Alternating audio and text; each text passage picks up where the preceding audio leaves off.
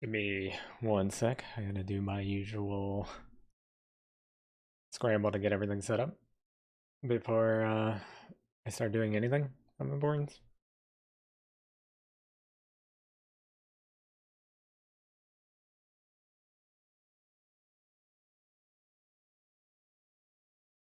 Alright, I feel like the stream popped up on YouTube quicker than it normally does for some reason. Alright, let me get this stuff set up real quick.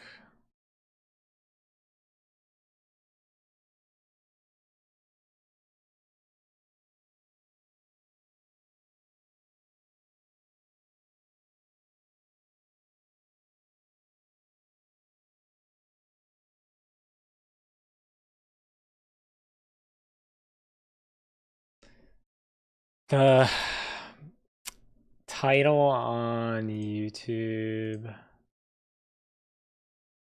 never updates.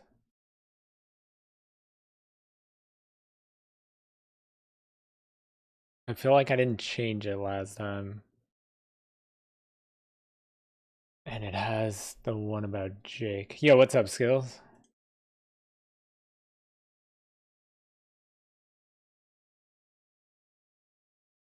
I'll have to figure that out.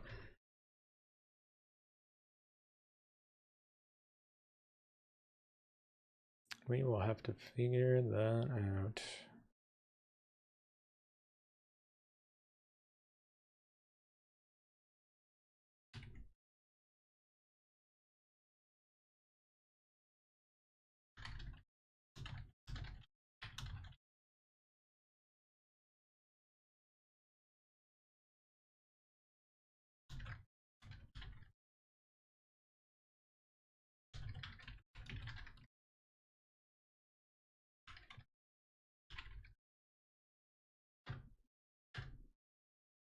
All right, do the Discord messages first.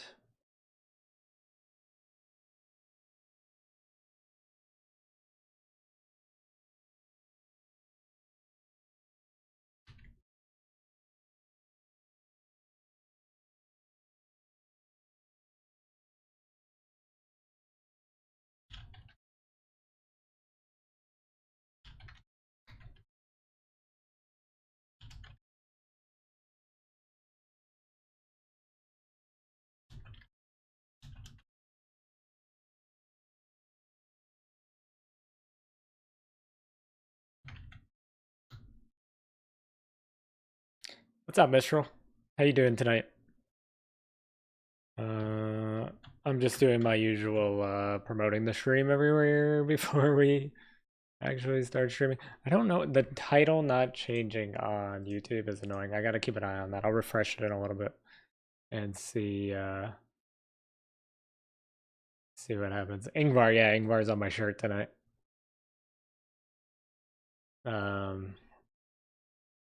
Lifting weights, which is something I should probably start doing again. Da, da, da.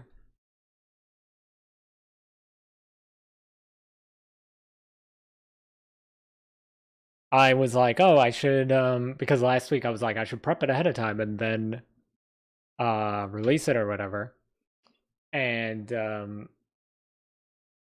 what what ended up happening was like I was like 10 minutes should be enough time, and then I got sidetracked and then I literally started stream like 2 minutes early. Definitely not enough time to get all this stuff started up beforehand. I'm doing pretty good. I just need to change the title of this. Can I do it like this? There we go.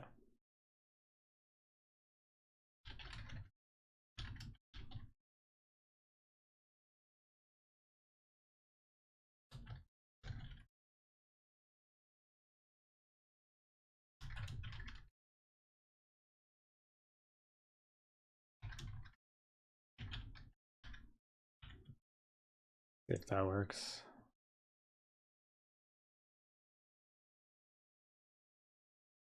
There we go. That's better. I don't want anybody to think we're like doing Jake stuff again, and then they come through thinking we're gonna watch it again, but we're not. So do we ever get Valak's backstory? I'm not done with the book yet. I think anything you've seen, probably wherever you are in the book is about as much as you get in that book. I dive deeper into it in book two.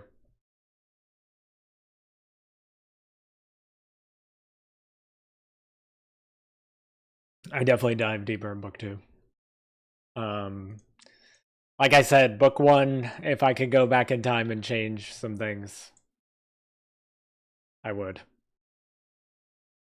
Um, Especially when it comes to like a little more information about the Dragon Knights and stuff. So sadly, that's about all you get. You get little like teases of like some other stuff that's going on with him, but I could essentially break down like the non-spoilery stuff of it. Basically, um, the Halstar family, which is obviously his last name, the Halstar family is like very very famous builders. Like when after the strategists and everything, like their family was responsible for like building the kingdoms, building like they're famous builders. So um because they were so responsible for helping rebuild the world and everything, the two blacksmiths that make those legendary weapons, they gift one of those weapons to Valak's family, and no one is able to wield the sword. Like Hello it's there. literally just on like a plaque. Yo, what's up, Monster Lord? It's literally like up on a plaque on their wall, and nobody can actually like swing this thing around. And then like as like a haha like coming of age thing they do in their family, they just like try to pull the sword from the stone essentially, and Valak's the only one who could actually do it.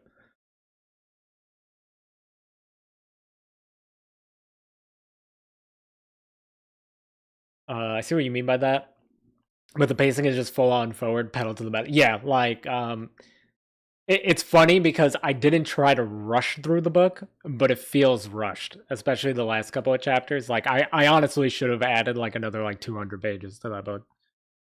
Uh, like you'll see, I don't know how far you are now, Mistral, but you'll see like towards the end of the book, I introduce like 20 new characters, and it gets a little confusing, but is what it is. I'm doing good, Monsword. How you doing? That part was in the book. Yeah, I think I only like tease that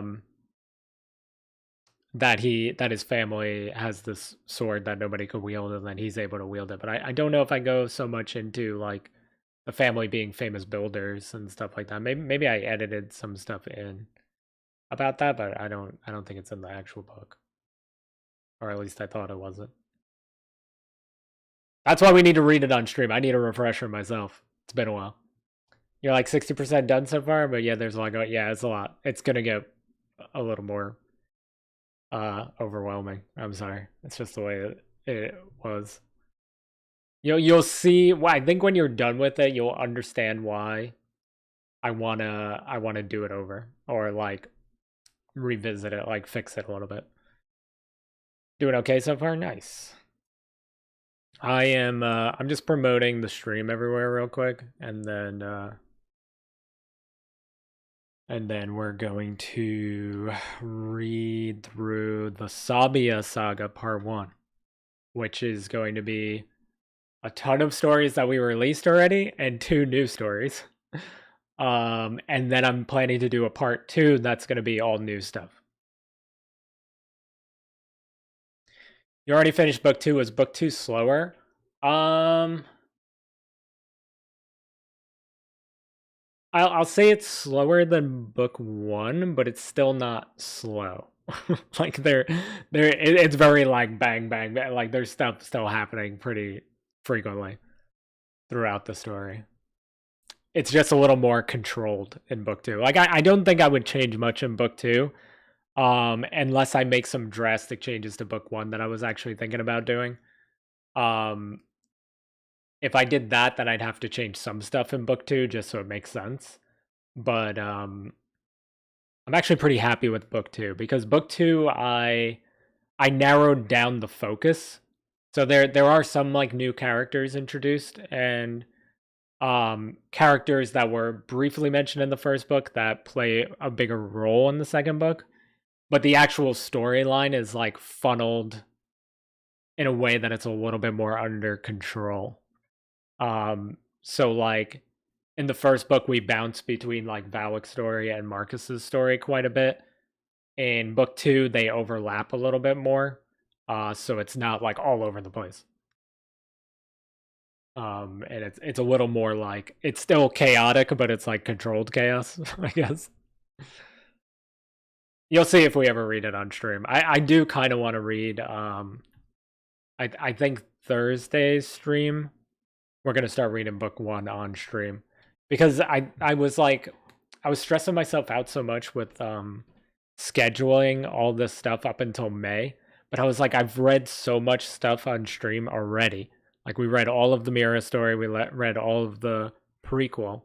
I could literally just take me reading like 3 to 5 chapters and throw those up as videos, just until I'm ready to release this newer stuff that I'm starting to work on now. It's pretty decent so far. I don't think you would have to rewrite book one unless for the plot's sake or something important like that. So far on its own has been fine. Okay. Trying to figure out how far you are exactly. So there's one major plot point in there that I want to change. It's like the most spoilery thing I could talk about in that book though. But it happens like kind of in the middle of the book, so I feel like you should have passed it, but I don't want to spoil it at the same time. So I'll wait until you're done with the book and then I'll tell you what it is.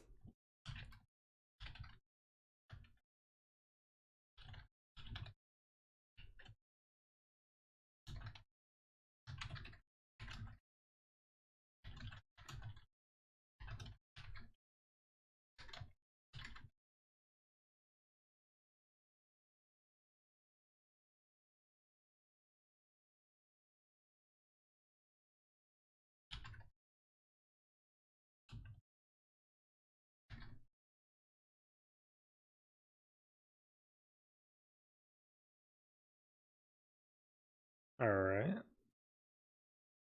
Almost there. I don't think I'm going to post on Instagram. That's what took me the longest last time. I think I'm going to just post on Threads. I've really been enjoying Threads, and it seems like there's way more writers on Threads than regular Instagram, even though they're like basically connected.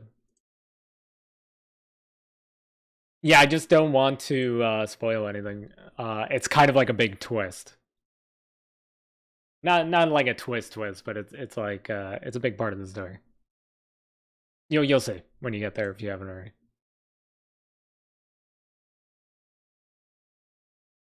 Okay, I share this.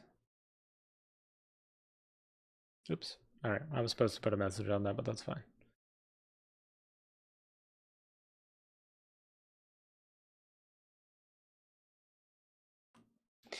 Yeah, so tonight should be. I'm pretty excited about tonight's stream. I hope you guys like what I've been cooking up. I speaking of twists, I put like a crazy twist in the end. Like, it's one of those long payoff type of twists that I tend to do apparently. It's one of those. I'm pretty proud of it. Does it have to do with Synthro? I'm curious about him. No. You don't really get a lot of Synthro in book one. He's very, very much in book two.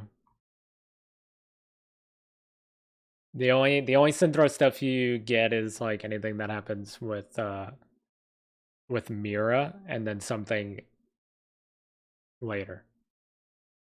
Near the end of the book. I'm trying not to spoil anything. I'm gonna look at where you're at. I'm gonna check chapter I'm gonna see chapter 24. I'll check it out in a sec.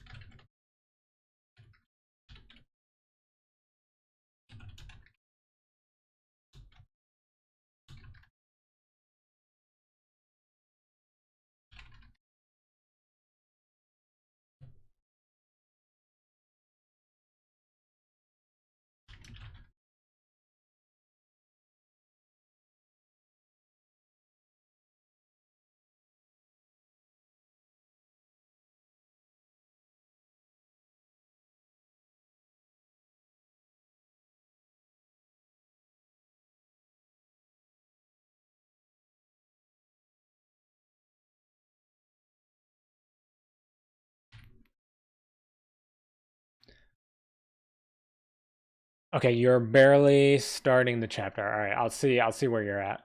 I'm curious now, so we'll check it out.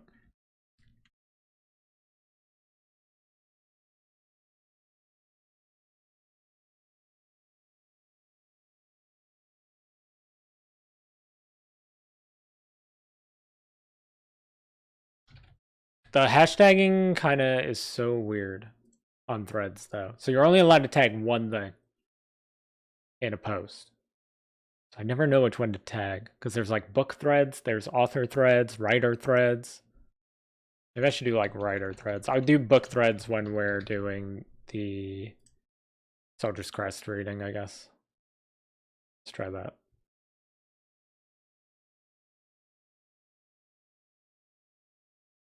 Yeah, like you're only allowed to tag one thing, and it's like, what do I tag?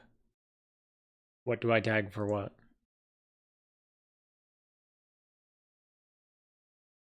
How to tag? Yeah, I wish like I could post like you know, like two, at least two.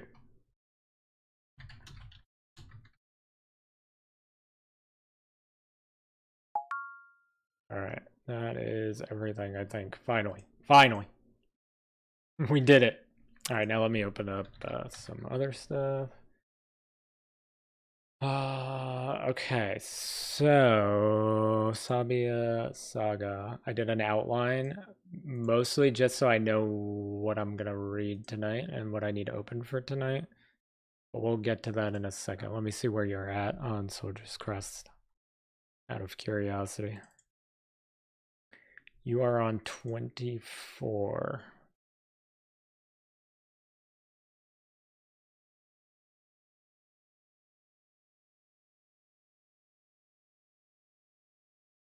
God, so I have all the chapters broken down into parts because the manuscript was getting so long it was really hard for me to like jump back in and check on things after the manuscript was done because it takes so long to load in Google Docs because it's like 400 pages. Um so I have like chapter 20 through 27 in its own file. And the first thing I opened up was like Griffin just being a jerk. Darn you, Griffin. All right, 24, 20, 24, 24.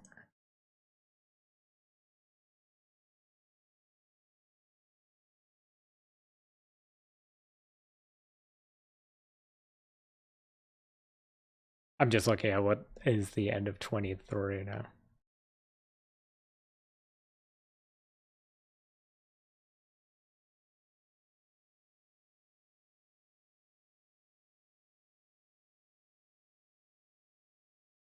Who is Marcus talking to at the end of this chapter?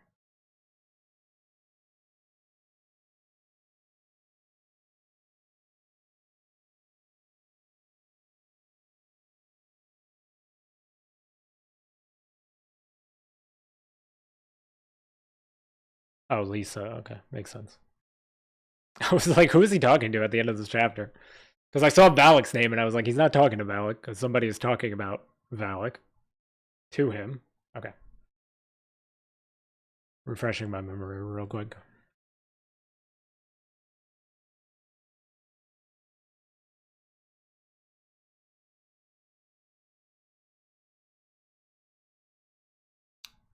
Okay. All right. Yeah, you're not at the part I was talking about.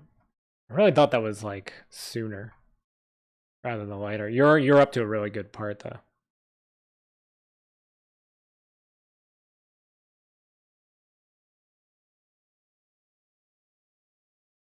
There's like a lot of fighting about to go down in the chapter you're in.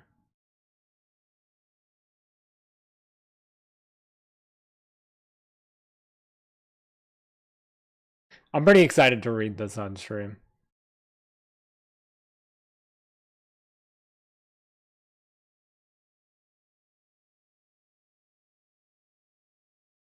I would maybe change some of the wording. This chapter is insane. You have a lot of good fights coming up, actually. I did not think all of these fights were in the same chapter. Okay. All right. I know where you're at now. You're not at the part that I was talking about, and but you have like a lot of cool parts coming up.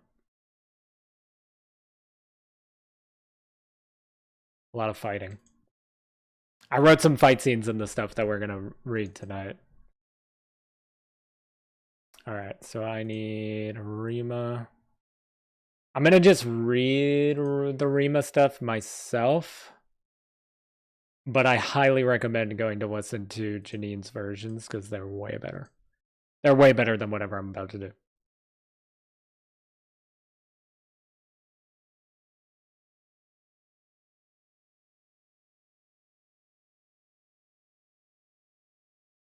Yeah, so the Sabbia Saga is what I'm calling it. I got some art made of Rima. I could show you guys. I pitched an idea. I'll show you guys the concept art. I didn't fully pay for the art yet, though. Actually, maybe we'll wait. We'll show it on Thursday's stream. I gotta send the money to the artist though. I don't like to show anything until I've paid for it, and I'm waiting for money to go into my PayPal so I can pay Coinbox teas. So we'll show it on Thursday. Remind me on Thursday. I could show you guys what it looks like. It's dope. It's really dope. I need this one. We get to read some Strawn stuff tonight. My Strawn accent is terrible, but you guys get to hear that. It's gonna be great. Okay, let me get this in the right order.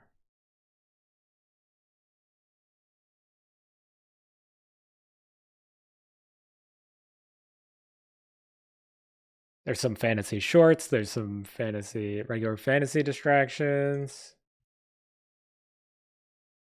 It's gonna be a good time.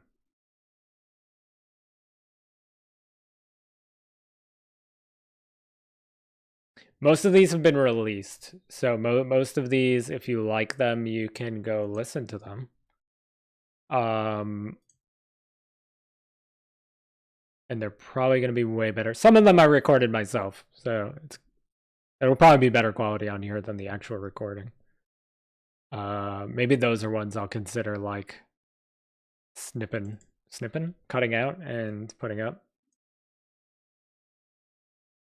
All right, and then we have the Dry Trick Arena. So essentially what's going to happen is I'm going to bunch together all of the fantasy distractions that take place on Sabbia. I started a miniseries called the Dry Trick Arena miniseries. That miniseries was supposed to have 5 episodes. We only released 3. I wrote 4, and yesterday I wrote the 5th one. So 4 and 5 have never actually been released on the channel, and they're gonna like wrap up this part, and then we're gonna go right into a mini series about Natalie, which I'm not gonna include the Natalie stories in the saga. Maybe I should. You guys let me know if I should. Should I read those first? Maybe. I feel like you don't need them to like fully understand the Sabbia storyline, because I kind of break down who Natalie is within those stories. But maybe those should be in there too. Maybe those should be in there too, because I mean the stories are short enough. Like the video itself is probably gonna be like 20 to 30 minutes long. Is that too long? I don't know. I feel like people watch longer content on YouTube a lot when it comes to like stories. What's up, Casper? Let's see. Yeah, let's try with reading those to start, and then you guys tell me if they're necessary. I don't think they are. I don't know if I should open all these. I already feel like my computer's like, what are you doing?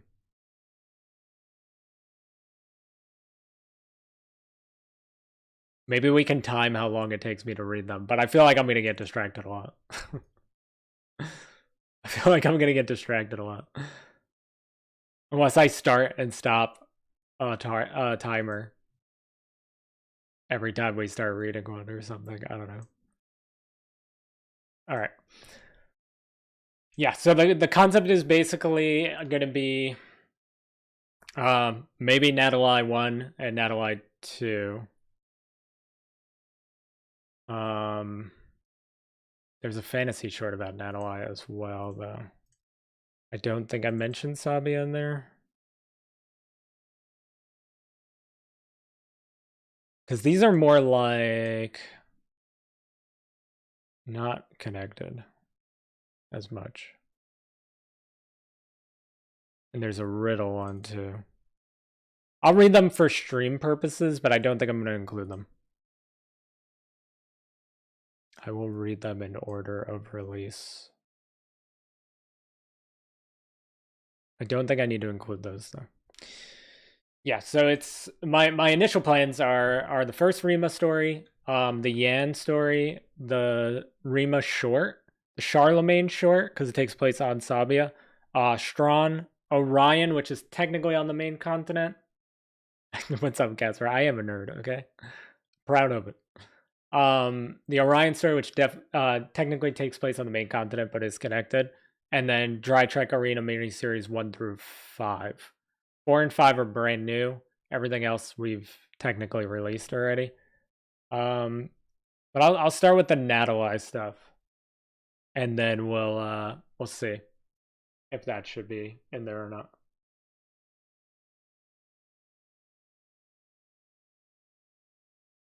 All right. I'll put the words on the screen. I've read this Natali story because it's the first one we ever did, and then I re-released it with a new recording. So many times I've read this one, but that's okay. I don't mind. It was the first one we ever did, so. Let me studio mode.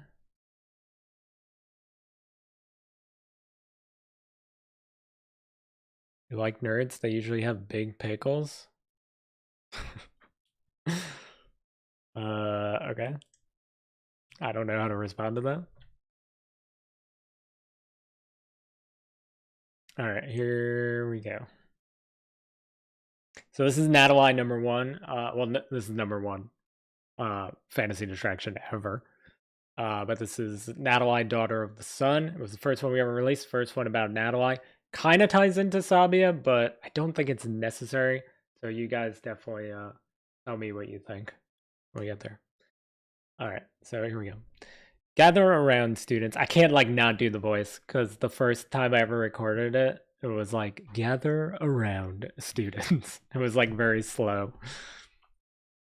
There's nothing wrong with that, Casper. I know a lot of those. Gather around, students, and let me tell you a tale about your teacher, Natali, daughter of the sun. Back in the time before the era of peace that Elmore knows now, young Natali worked in her father's trinket shop. She had been practicing her martial arts then, but she was young and still learning, much like yourselves. One day, your teacher overheard some of the locals speaking of a beast that lives in the woods. This monster was preventing the farmers from expanding and causing the townspeople much grief. So Natali decided that she would use this trial to test herself. Knowing her father would disapprove of her actions, she gathered some supplies and journeyed out into the fields of Elmore during the day to assess the situation. After telling her father she wanted to take the day off because she wasn't feeling well, she traveled for miles. Not finding any sign of the beast, Natali decided to take a break on one of the roads used to help guide farmers through the fields. She felt the rays of the midday sun as she wiped sweat from her brow and took a drink of water that she had brought with her. In the distance, she saw another traveler. This person was covered in ragged, torn clothing. He approached Natali. "Are you lost?" he asked. "No," said Natali. She spoke of the beast that brought her here and the woes of the townspeople. "I know of this beast," said the traveler. "I even know where to find its lair." Exalted by the news, Natali rose up with renewed vigor. "Please show me." And the traveler did just that. They journeyed back the way the traveler came from for a few more miles. The sun was still beating on their backs as they reached a large cave. Natalie inspected the entrance, but noticed it didn't go very deep. Is this it? She asked. But as she turned around, the traveler had transformed. Now a grotesque, mutated monster with sharp claws and teeth, its mouth open wide in hopes of appeasing its ravenous appetite. Natalie avoided the bite, but was grazed by a claw as she ran past the monster. The frightening result of the traveler's transformation seemed to grow in size when Natalie turned to face it once more. Natalie readied herself, fists gripped tight. She didn't need a weapon, for her body was the weapon. She pushed off with her right foot and hit the beast with staggering blow after staggering blow. The monster roared as it retreated toward the cave, causing separation between them once more. Natalie pursued. It was another trap sprung by the monster as a second creature emerged from the cave. This one was lanky, with long, sharp claws that protruded from its numerous arms. It seemed to give orders to the monster that was once the traveler.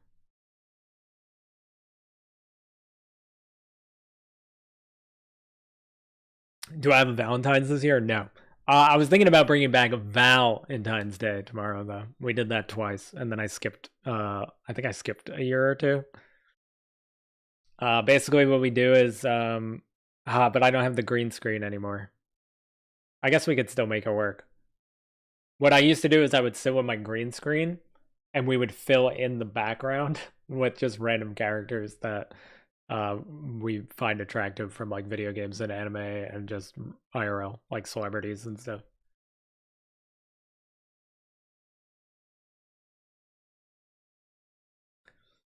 Outnumbered, Natalie tried to strengthen her resolve. If these creatures continued to torment the people of her town, then expansion could never continue.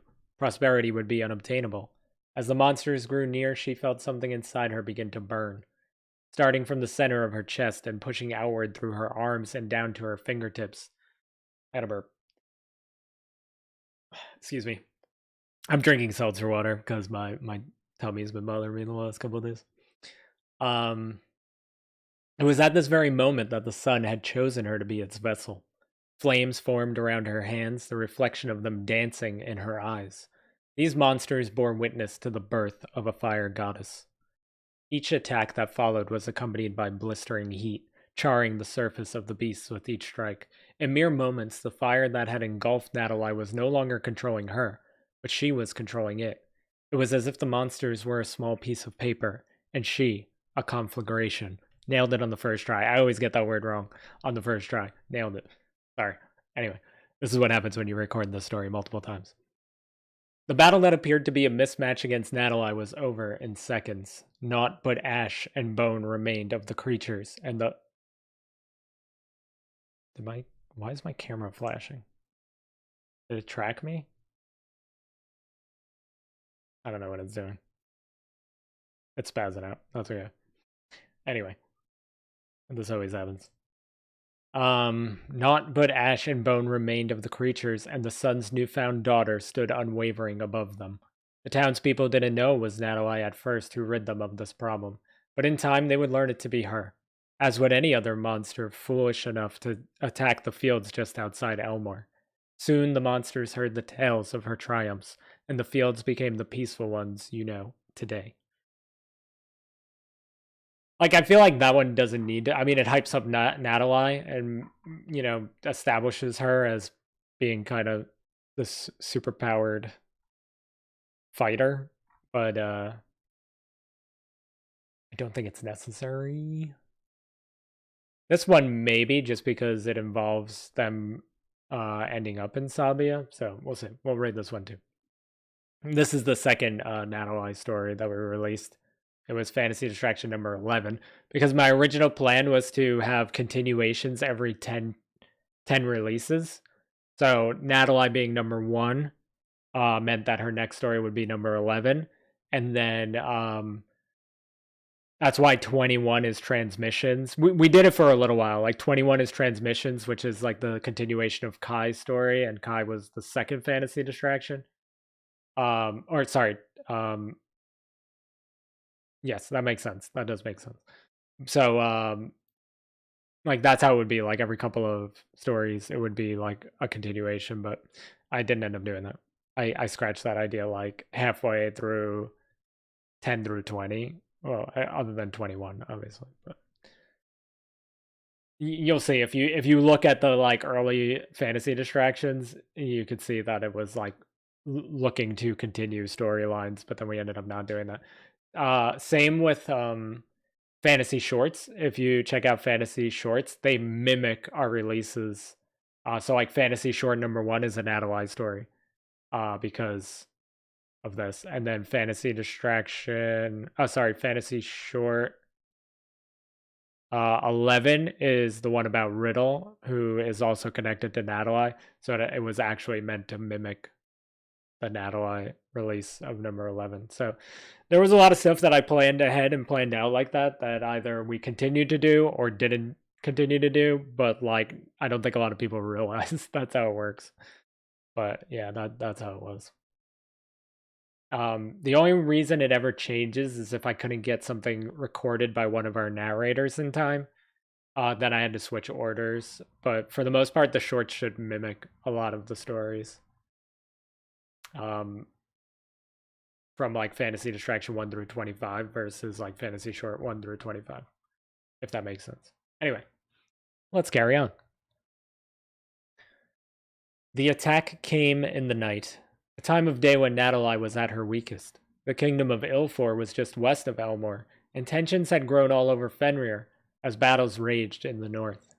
Battles that didn't concern the people of Elmore or Ilfor, as far as Natalie knew. Awoken by screaming and fires being set, Natalie rushed to ensure her students' safety. Since that fateful day when the sun chose her as its vessel until now, Natalie had trained student after student in her dojo. However, nothing could have prepared them for this. Ilfor was a peaceful nation, and the king never showed ill will to the people of Elmore. Not only was this attack sudden, it didn't quite make sense. Things were not adding up, and Natalie wanted to search for answers. But the safety of her people was more important. She checked their rooms and saw them still asleep, so she hollered and screamed for them to get up, to prepare themselves for battle, and grab whatever valuables they could. When Natalie made her way outside, she could see the destruction Ilfor brought with them. Catapults hurled rocks into their buildings, most of which had been set ablaze by now, forcing Natalie to watch her own weapon of choice, laying waste to everything she held dear. Her dojo was at the northernmost part of Elmore, and required you to travel up a few stairs to reach it, so she knew they were the last line of defense, when in reality they should have been the first. As the Ilfor knights approached the dojo, many of Natalie's students rushed to face them. She joined them in battle. Even if she could not use her fire powers, she was still a formidable foe, and easily one of the best hand-to-hand fighters on all of Fenrir. Unfortunately for her students, the Knights of Ilfor were covered in armor from head to toe, and it made it difficult for them to land attacks that could harm the knights. This didn't stop Natalie's blows from finding their mark, though. Each strike, even through armor, had devastating results, as Natalie danced through the Ilfor army in front of her. Despite her best efforts, Natalie's students soon grew overwhelmed, and those fortunate to not lose their lives in the scuffle retreated back into the dojo. Natalie took a few more knights down before following her students inside. She tried to calm them and prevent hysteria, but with their entire city burning in the distance, it was hard for her to do so. Soon her students became scattered throughout the dojo as the Knights of Ilfor invaded. Natalie pushed through some of her own students and made her way deep inside the dojo. Luckily for her past heroics, Elmore gave her the biggest establishment for her and her students. She pushed deeper, occasionally being cut off or stopped by a knight that she quickly disposed of. Pushing through, fighting, she made her way to her destination, a golden bird statue, said to be the most important item in Elmore. It was bestowed to her after she saved Elmore from the beasts that ravaged their crops. Standing in front of the statue was one of the Knights of Ilfor. This knight was different. His armor was similar to the ones outside, but sticking out of the top of his helmet was a red feather. "I wondered how long it would take for you to get here," said the knight. Natalie planted her right foot in front of her and readied herself for battle. "Is the only language you speak battle?" the knight scoffed. "Natalie, chosen daughter of the sun. Natalie, wielder of flames. Natalie, fury personified. For someone who never leaves Elmore, you seem to be gathering an awful lot of titles." The knight finally turned to face her and removed his helmet. "Hend Severson, Knight of Ilfor, mastermind of Blood River. Not as many titles as you, I'm afraid, but mine bear more meaning. Before Hen could continue, Natalie shot forward and caught him off guard with an elbow to his chest. The attack forced Hen to fall back into the bird statue. Before he could hit the floor, Natalie grabbed one end, and Hen grabbed the other. You protect this like you know what it is, Hen yelled. It was true. Natalie didn't know why Ilfor would come for the statue, but she knew her opponent wanted it, and that was enough to defend it. She lifted her foot up and caught Hen square in the face, forcing separation, then ran for the door. In the next room, 3 knights were waiting for her, and she launched herself forward, striking down the first knight, then tripped up the second before delivering a flying kick on the third. Now free once more, Natalie rushed the entrance, but a boulder from a catapult crashed through the front door, and Natalie was forced to dodge out of harm's way. Forced to find another exit, Natalie ran to the room to her right. This was one of the largest rooms in the dojo, and the place where Natalie held most of her classes. To her surprise, Hen beat her there, and many of his knights stood behind him. Each knight had their sword pointed at the back of the neck of one of her students. Frozen in her tracks, Natalie raised her arms in surrender. Take me, she finally spoke. Just don't harm my students. Hen laughed. You're in no position to bargain, Fire Girl. It's not how this works. I'll be taking you all. The students are here just to make sure you comply without fighting. The Knights of Ilfor won that day, and Elmore was theirs. Natalie faced her first and biggest defeat, and let her students down. When they were all taken to Ilfor, she thought they would be executed, but the King of Ilfor had other plans. Apparently, Natalie and all of her students had been sold as slaves to the kingdom of Sabbia. Hen escorted them to a boat that would see them across the sea. He made sure to see Natalie eye to eye one last time. Of course, at night. Natalie, with hands and feet chained together, stood at the entrance to the boat ready to deliver them to their new home. She had no idea what awaited her on the Sand Continent, but she refused to back down from Hen. The mastermind of Blood River went to speak, but Natalie headbutted him, causing his nose to bleed instantly. His knights came to his defense as he backed away from her. Pray, Knight of Ilfor, pray. Every single night that I never step foot on this continent again, because if I do, I will burn Ilfor to the ground with a fury unlike any seen before. Natalie is such a great character. Like, this one, I feel like, does set up the Sabbia stuff, especially if the second miniseries is going to be all Natalie related. So maybe this one at least needs to be in there.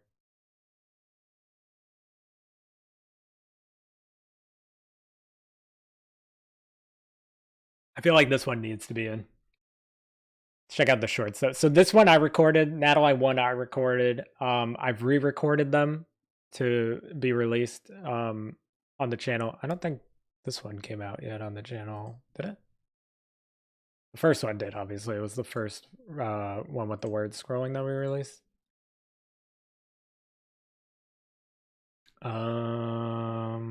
Morska. Okay, we still got a ways to go before this one comes out, back re-released on the channel. But I did re-record it.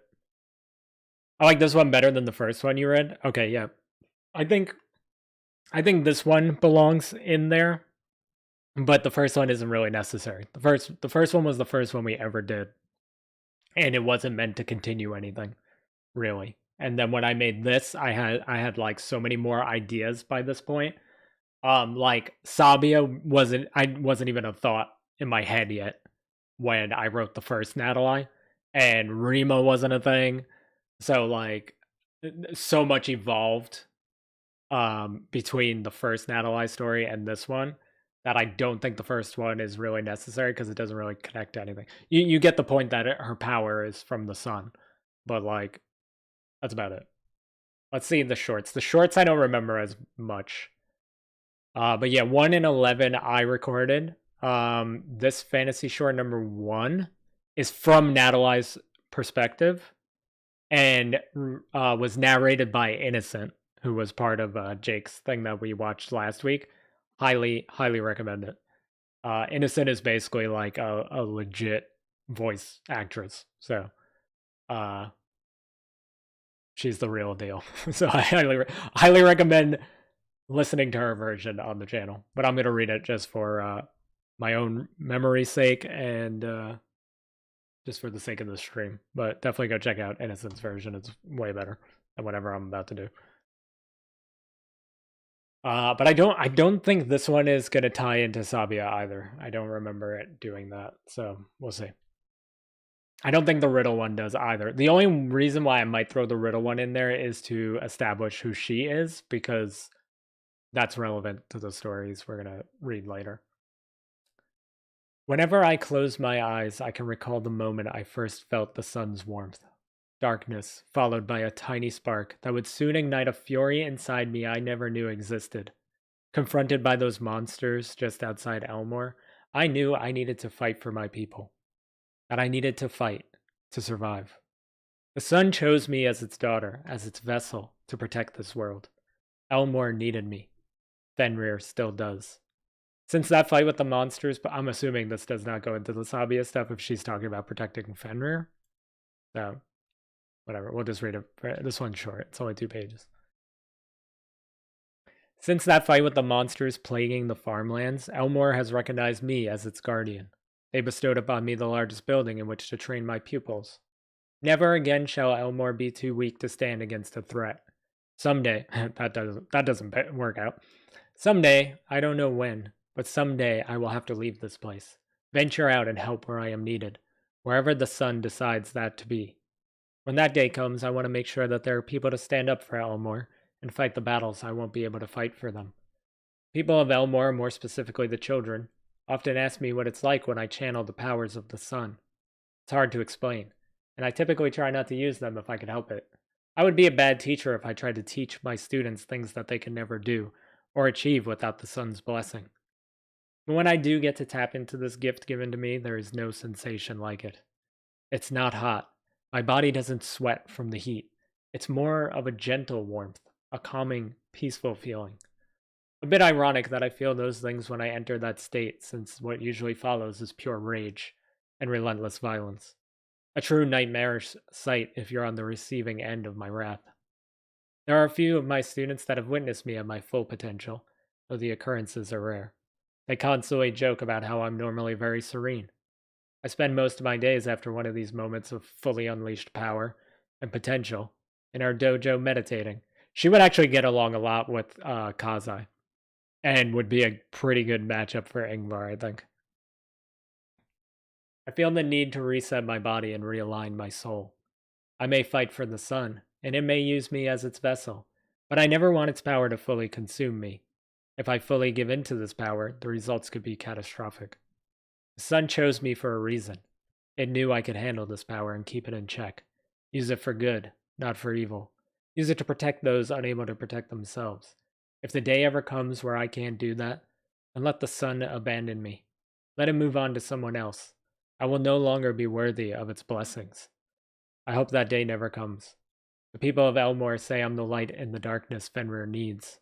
I will do everything in my power to make sure I live up to their expectations. Doesn't really need to be in there, I don't think. Still good, but doesn't need to be in there. Has nothing to do with Sabbia. So, if it's the Sabbia Saga, I feel like we don't need that.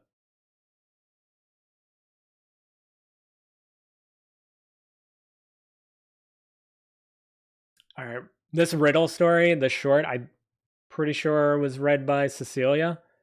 Definitely go listen to Cecilia's version at some point. It's going to be way better than whatever I'm going to do. I'm going to preface everything that's been recorded by other people, especially the Remo ones. Highly recommend listening to Janine's telling some of those stories. They're way better. This is the riddle one. It's called Riddle Learned from Afar. I'm pretty sure this doesn't have anything to do with Sabbia either, but we're going to read it just for the sake of it. This one's also short. When Elmore was freed from the monsters and able to grow and expand in a profitable manner, there was only one person to thank, Natalie, the daughter of the sun. The elders of Elmore gifted her the largest building in Elmore that stood in the distance from the town's entrance. Instead of using it as a lavish home or a personal business for profit, Natalie opened it up to all of the people of Elmore and took on the role of sensei. Having no fighting experience myself, but fearful of more threats to Elmore, I decided to join Natalie's dojo. Who better to learn from than the savior of Elmore? I knew this type of discipline and change was needed in my life, but I never expected it to affect me so profoundly. Before she was the daughter of the sun, Natalie was the daughter of a normal Fennin man. That's a silly way to put it, but I think you know what I mean. She worked at her father's trinket shop before the sun blessed her with its powers, so I did not expect much from her teachings. There is a lesson in and of itself, an old one at that. Don't judge a book by its cover. The teachings I would go on to receive from Natalie would change me both physically and mentally. Through meditation and discipline, I would also ascend spiritually. I spend most of my days trying to spend time with Natalie in any way she would allow me. Even if I wasn't speaking with her directly, I would try to absorb as much information from her as possible. Every time she taught another student, I listened intently. When she was speaking with me directly, I tried to memorize her words so that I could study them later or bestow the same blessings of knowledge she gave me onto those around me. She didn't just improve my life, she expanded the way I live my life. I will forever be grateful to her for that. This story is more personal than I let on. When the monsters began to attack the fields of Elmore, my parents were among the first victims of the creatures. My father gave his life to protect my mother, and my mother was crippled by the claws of the beast. The day of the attack, I was meant to be out in the fields with them, but I wasn't feeling well. I could have also died that day, or been crippled like my mother. But my biggest regret is not being there with them when they needed me most. I would not have been as strong then as I am today, but I could have tried to help. I vow to never leave those I care about helpless again. Natalie guides me on a path of strength. But with her wisdom, I will become a complete fighter, able to save those in need the same way that Natalie saved Elmore. She gave my mother and I closure when she defeated those creatures. Now I will act as a daughter to the daughter of the sun and help her protect Elmore through force or through knowledge.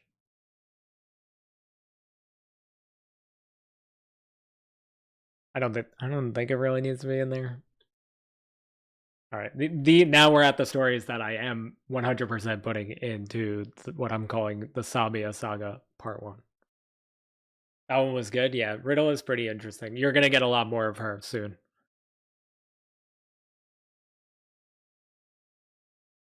She's actually kind of the main focus of the Dry Trek Arena stories. So, you're about to get a lot more of her once we get through these. All right. Again, this is Rima, Queen of Sand. Highly recommend listening to Janine's reading of it. That's on the channel. It was the 9th fantasy distraction that we ever released. So I highly recommend going to listen to that. It's awesome. It's the first one Janine ever did for us, actually. Very, very good. She did an awesome job, as she always does. But it was the first one she did. Princess Rima, said Orion as he entered Rima's quarters. She was sitting at a table writing in a notebook. Have you finished your studies? Rima closed the notebook and turned to her keeper. Orion was trusted with protecting Princess Rima at all costs, chosen by King Tresden and Queen Amela. Orion was the most seasoned warrior in the kingdom of Sabbia. Sabbia was located on the southeasternmost continent of Fenrir, and rarely had any visitors. A desert land that at times felt like an entire different world. Where Orion came from, the king and queen never knew. He showed up one day and saved the king from a monster out in the desert. A grisly gray beard, shaggy gray hair, and scars to mark his past adventures. Orion quickly moved up the ranks. Excuse me. Before being trusted to the princess. All right, I was like, should I talk about this because we're gonna get to it eventually, and I feel like it might have a bigger impact if I don't talk about it. Orion actually has a Synthro connection, but we won't get to that unless we read book 2 on stream. He's not in book 1. So, ooh, some crossover potential. That's why he kind of just like appears out of nowhere. Orion quickly moved up the ranks before being trusted to the princess, something that Rima was very grateful for. Her and Orion had become close, and with his help, her potential to be the strongest, most intelligent ruler in all of Sabbia grew with each day. For reals, yeah, he's got a Synthro connection. Where we'll get to that. We'll definitely get to that on stream someday. But just keep that in the back. Keep that in the back of your mind. Orion is a Soldier's Crest character, actually. Orion approached Rima at her desk and knelt down in front of her. Rima wasn't a little girl anymore, and her day as queen would soon arrive. But Orion was protecting her for many years and remembered when she was just a child. He does have a connection to a lot of people, yeah. I'll say it's more of a Soldier's Crest connection. He does have a connection to Synthro though.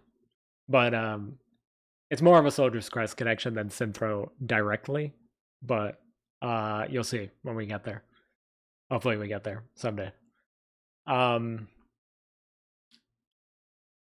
Orion was protecting her for many years and remembered when she was just a child. Please, Orion, Princess Rima stood up to greet her guardian. No need to kneel before me. Orion laughed as he stood. Apologies, Princess. I have just returned from the markets. The markets? Did you bring me something? Orion wasn't the only one who recalled Rima's days as a child, and her sense of wonder and excitement over a potential present made them both feel reminiscent of the old days. I did. Orion presented the princess with a small pendant. It was the color of the sand that filled the kingdom of Sabbia, and etched upon it was the word queen. The actual picture of Rima that I'm going to show you guys hopefully on Thursday, if the money goes into my PayPal account, does not have queen etched on the pendant. We changed it a little bit. When I was reading this back, I was like, this is kind of dumb. Yeah, you'll see why later, but it doesn't have queen on it. There's a reason. I'll explain it later. It's beautiful. I love it, said Princess Rima. Orion bowed to his I mean, it could still technically have queen on it somewhere. You'll see. When I show the picture, it'll make more sense. Orion bowed to his princess. Let it be a reminder that one day you shall rule this land with honor. Unfortunately for them both, the king and queen did not feel Rima was fit to rule Sabbia and would prefer a son on the throne. That's where things get complicated. A prophet foresaw the future for the king and queen and told them it would be impossible for them to conceive. With a magical item fetched from the main continents on Fenrir, Queen Amela found a way. The item was rare and would only allow for one use, and that use brought much joy to the king and queen in the form of Rima. Despite having limited options, the king and queen soon realized that Rima may not be a strong enough leader, even with Orion's guidance. There were no other options that they could think of, but they approached some of their elders for advice. If something were to happen to Rima, that the next child in their bloodline would sit on something were to happen to Rima, then the next child in their bloodline would sit on the throne. The child in question would be Eratos, one of Rima's male cousins. The king and queen felt so strongly about not leaving the kingdom of Sabbia in Rima's rule that they considered their options. One day, while walking with Orion, Rima overheard her parents discussing potential ways to deny her the throne. The truth is, Rima didn't much care for becoming the queen of Sabbia, but she knew the only way to avoid it would be to be removed from the conversation altogether. Having trouble reading this one for some reason. By any means necessary. She contemplated her options and thought maybe she could appeal to them to let her and Orion leave the continent. Sabbia was all desert, and she had read about and heard tales of the beautiful places elsewhere on Fenrir. That night, she thought it best to pitch her plans to Orion before her parents. However, when she arrived in Orion's quarters, she found her trusted guardian in chains, her parents standing in front of him. Come here, my dear daughter, said King Dresden. But Rima knew what they potentially had in store for her, so she ran. She ran as fast and as far as she could, making it out of the castle and running barefoot into the desert. It was nighttime, but the ground was still hot, and she could only go so far. Eventually, her parents' guards caught up to her, and they returned her to the castle. Keep her here, said Queen Amela. Dig, she commanded. The guards were hesitant, but loyal. They followed her orders and dug a hole big enough for the princess. Tears filled Rima's eyes as the guards knelt her down in front of the hole dug for her. She held something close to her chest, the pendant that Orion gave her. Yeah, this one's tragic. If only there were another way, said her mother, but no tears filled her eyes.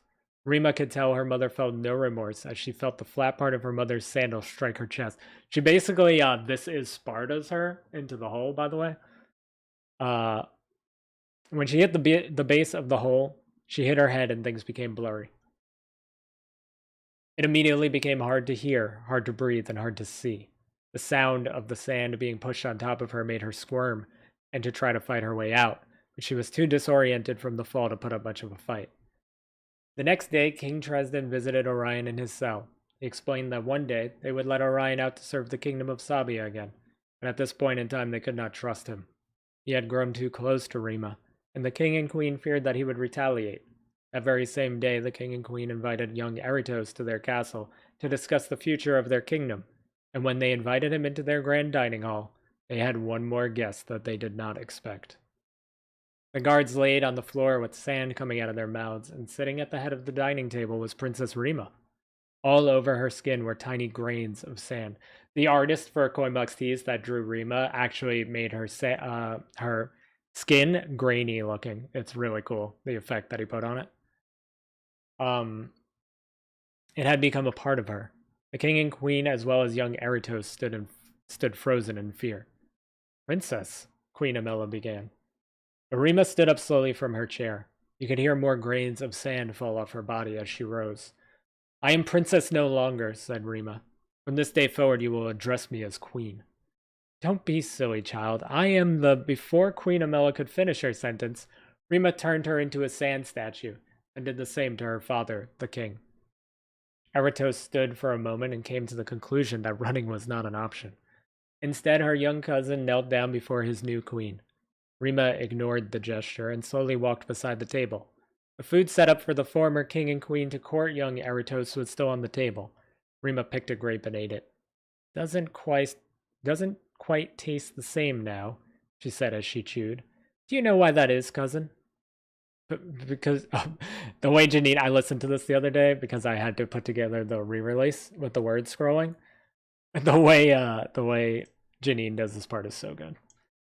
But because you were dead? Eritos replied. Rima shook her head in disappointment as she walked over to her cousin. Eritos stood up as she approached him. No, no, my dear sweet cousin. It's because I have never felt more alive, and I hunger for something sweeter, something Sabbia can't provide. Name it, cousin, said Eritos. Whatever you want, I shall retrieve it for you. Rima slowly turned around and looked at the chair she was sitting in. It wasn't the throne, but in her eyes it took on the form of it. She looked back at Eritos. It can't be you who retrieves it. You already tried to take my seat once. I can't let that notion go unpunished. The guards outside of the dining room heard the screams of Eritos, but before they could enter the room, Rima opened the doors. They stood in disbelief as Princess Rima stood before them, transformed. It was the same two guards that helped bury her. She grabbed one by the throat and filled his lungs with sand. She turned to the other and said, Bring me Orion. Rima is really cool. I'm excited to explore more of her character. She's pretty awesome. Thank you. Still recommend listening to Janine's version over what I just read. But all right, so this next one is the 18th fantasy distraction that we ever released. It's the first introduction of the Dry Trick Arena and the Gladiator stuff. I don't think I mentioned it in any other stories. I'm pretty sure this is the first story where I had the idea. You liked that one when you first read it? Yeah. Oh yeah, you read it on Royal Road first. It's the re-release is good. It won't have the art that I just got made on it because I already scheduled that one. But the Sabbia series will definitely have the art. All right. Yan put his head back against the wall. I was also watching, probably rewatching Spartacus at this time. I just like gladiator stuff. Yan put his head back against the wall behind him and closed his eyes. Outside in the arena, he could hear the fighting. The smashing of bones, the splattering of blood, and the sound of crackling fire. He knew his teacher Natalie was out there, chosen to fight, forced to fight. Here in the Dry Trick Arena, men fought men and women fought women. For that, Yan was glad. He didn't want to fight Natalie, not only because she was his mentor, but because none of them stood a chance against her. Despite the gender-specific matchups, Yan and the people of Elmore were new to the arena, and they had accustomed to weed out the weak. Your first few fights weren't against people, but instead against monsters taken straight from the endless sands of Sabbia. Tarjan did grow on me. I like his character. Yeah, Tarjan is great. The fight he has in the chapter you're on is awesome. If it's the one I'm thinking of. Um, your first few fights weren't against people, but instead against monsters taken straight from the endless sands of Sabbia. If you couldn't beat the monsters, you were dead. If you were victorious, you were moved on to the next phase. Combat against one of Drytrek's gladiators.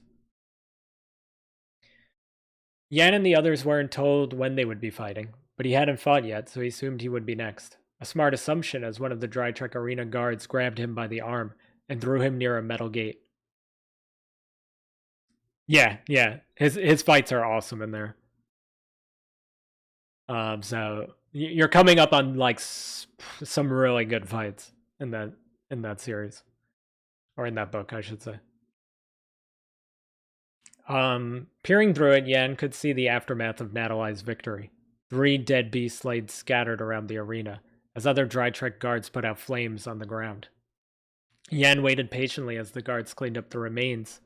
Then the gate in front of him opened. He walked out into the arena slowly. The crowd was getting restless. Yan was surprised how many people showed up. The people of Elmore weren't told much about Sabbia. A kingdom was just north of where the arena was located. The rumor was that the queen who ruled there had no idea these gladiator matches were being held in her own kingdom. Sabbia was vast, so it's possible the arena went under the radar. But the other rumor going around was that the queen of Sabbia was an undead monster, and probably would approve of what was happening here, instead of trying to shut it down. These were issues Yan couldn't concern himself with as he stood in the middle of the arena awaiting his opponent. Finally, a gate opened. Yan could see 2 guards struggling to hold back a very large scorpion monster. Scorpion monsters are like an ongoing gag that I keep throwing into Sabbia stories. So yeah, like almost every Sabbia story has like a large scorpion monster in it. You'll see. It's ridiculous. We're gonna stop doing that probably. The scorpion threw them aside and rushed out into the open as the guards closed the gate. Yan was only given some pieces of armor that barely covered his body to defend himself.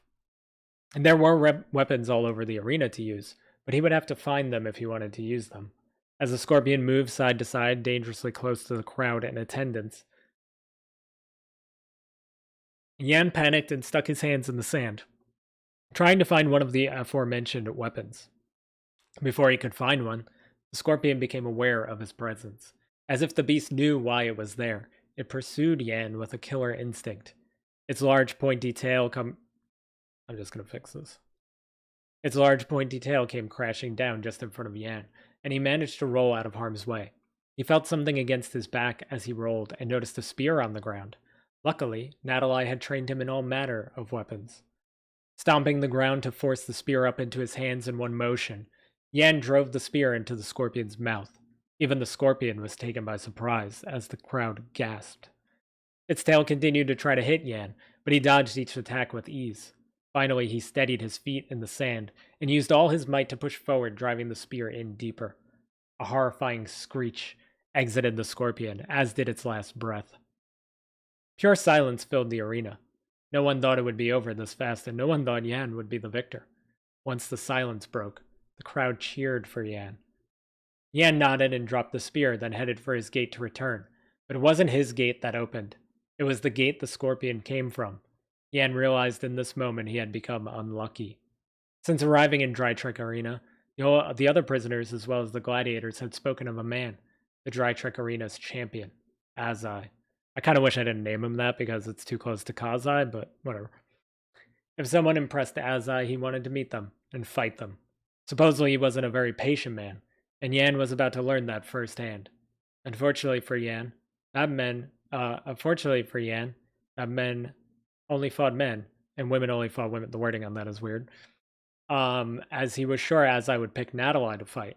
A fight that Natalie would surely win, but given what they had heard of Azai so far, Yan didn't like his chances.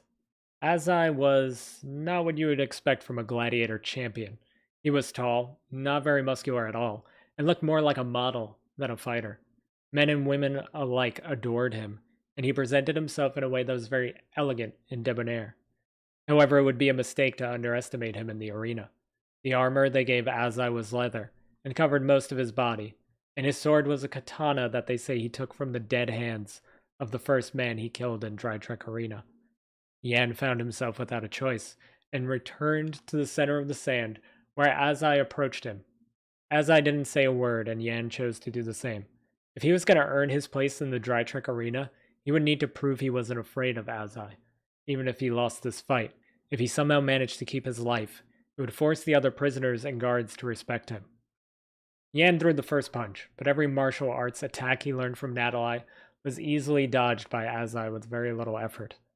Yan ran to the scorpion's corpse that still littered the battlefield and removed the spear, once again throwing every attack he knew at Azai, but the Dry Trek Arena's champion continued to nonchalantly avoid each strike. Yan was breathing heavy, the heat of the midday sun beating on him, and the sand made it hard to focus. He readied himself for another spear strike and jumped at Azai with everything he had. Azai finally removed his katana from its sheath and swatted the spear out of Yan's hands. When Yan once again touched the ground, he stumbled and fell to his knees. Azai lifted his katana up in the air with one hand. When Yan looked up at him, he saw the sun shine around Azai and reflect off the steel of the blade above him. Despite the cheering of the crowd, Yan only thought of how he let his teacher down. "I thought you were worthy," said Azai. "I was wrong." And with that, Azai brought down his blade.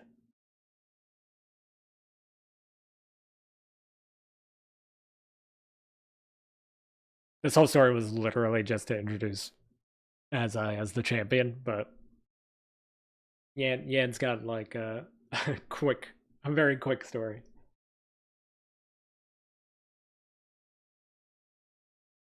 He let Natalai down. Unlucky. Oh, thank you for the hydrate. I'm going to take an extra sip because I feel like I need it.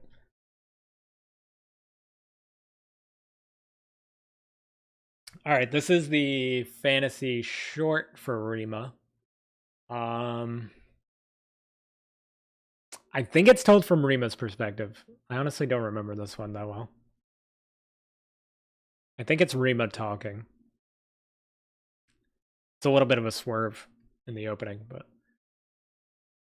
Alright, this one is called Rima, the New Queen. To the people, Princess Rima was respected, admired, held on a pedestal.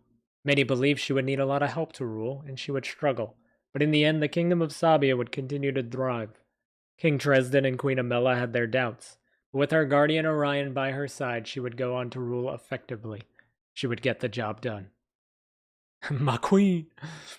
To the people, your beloved princess is dead. Long live the Queen of Sand. Though this body may appear the same, the soul within has changed. It has evolved. The way the world was viewed by your princess has been completely revamped. Princess Rima's view was skewed. But this new me, this new Queen of Sand, I see the world for what it really is. Corrupt. She has like a great villain swing arc. Heel turn, if you will. The problems start in Sabbia, but I know they expand outward. It isn't just my kingdom that's struggling to make ends meet. The people still think me unfit to rule, but what they fail to comprehend is that I'm going to rule my way, not theirs. For example, they complain about Dry Trek Arena to the south, gladiator matches without Sabbia's jurisdiction. They think I don't know about them, that I'm not doing anything to stop them. The truth is, I don't care that the arena exists. I don't care that Sabbia isn't getting a cut of the profits. I don't care if people think it's illegal. As far as I'm concerned, let Sabbians kill each other. Those willing to fight in the arena or those who feel the need to fight to make money are no citizens of mine. If you worship me, you will succeed in life without the need of money or material things. Those who show their loyalty shall be rewarded, and those who don't shall experience the same fate as my parents. Despite what I just said about material things, I can always use more sand statues. Those who visit from the west tell tales of the war that is brewing there, and these tales make their way to my ears, as do all things that the sand touches. What's up, Spartan? I knew it was you from the emotes. I didn't even have to read the name. Two men eager to settle their rivalry and bring the entire world to fight beside them. The kingdom of Sabbia will remain neutral through this endeavor.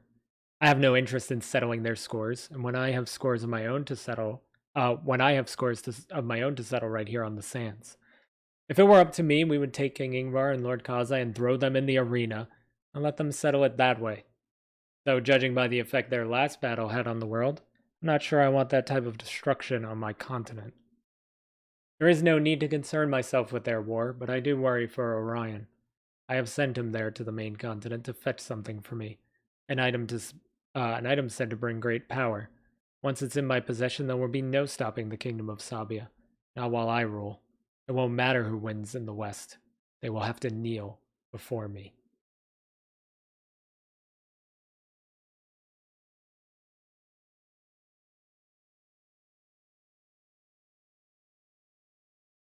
The idea of Rima going against the winner of Ingvar versus um,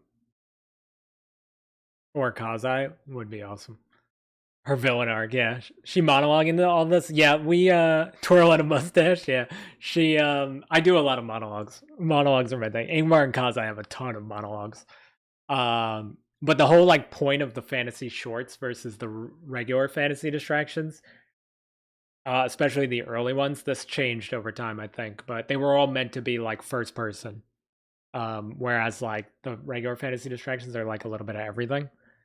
The shorts were meant to all be from the perspective of the character that the story was about. But I think some of the ones later changed. She's definitely twirling her mustache though. This one I might not put in. It's a story that takes place on Sabbia, but it's kind of unrelated to everything else. Yeah, Ingvar's got the like he's got the really like I put a lot of thought into his. Kazai's got some good ones too though. Especially me and Jake were talking about this a lot on last week's stream. Fantasy short number 4. I love the end of this. Where he's like, with Rednefed by my side, I will cast Obsidian's monster into the darkness where he belongs. I don't know. This one is so good. This might be one of my favorite like ones ever that we've released. But yeah, Ingvar's got a lot of like he just talks a lot, which is funny because like you wouldn't think he would because he's just like a barbarian like tyrant, but he does like to monologue. All right, this one is Charlemagne. Beauty is in the eye. So Charlemagne is the pirate that is in the Eliana story, but the story takes place on Sabbia, so I don't know if I'm gonna actually use this one or not. We'll see. Let me reread it, and then we'll make a game time decision. When sailing upon the fen seas, you hear a lot of rumors about treasure and where to find it. If you know me and you know my tastes, then you know I have a very particular type of treasure I seek. It's told from Charlemagne's perspective, obviously. I don't care about riches. If we discover something expensive, I let my crew have it. Magical amulets and totems, weapons and relics. These things mean nothing to me. I am a woman. Yes, I am a woman of simple taste. If it's beautiful, I want it.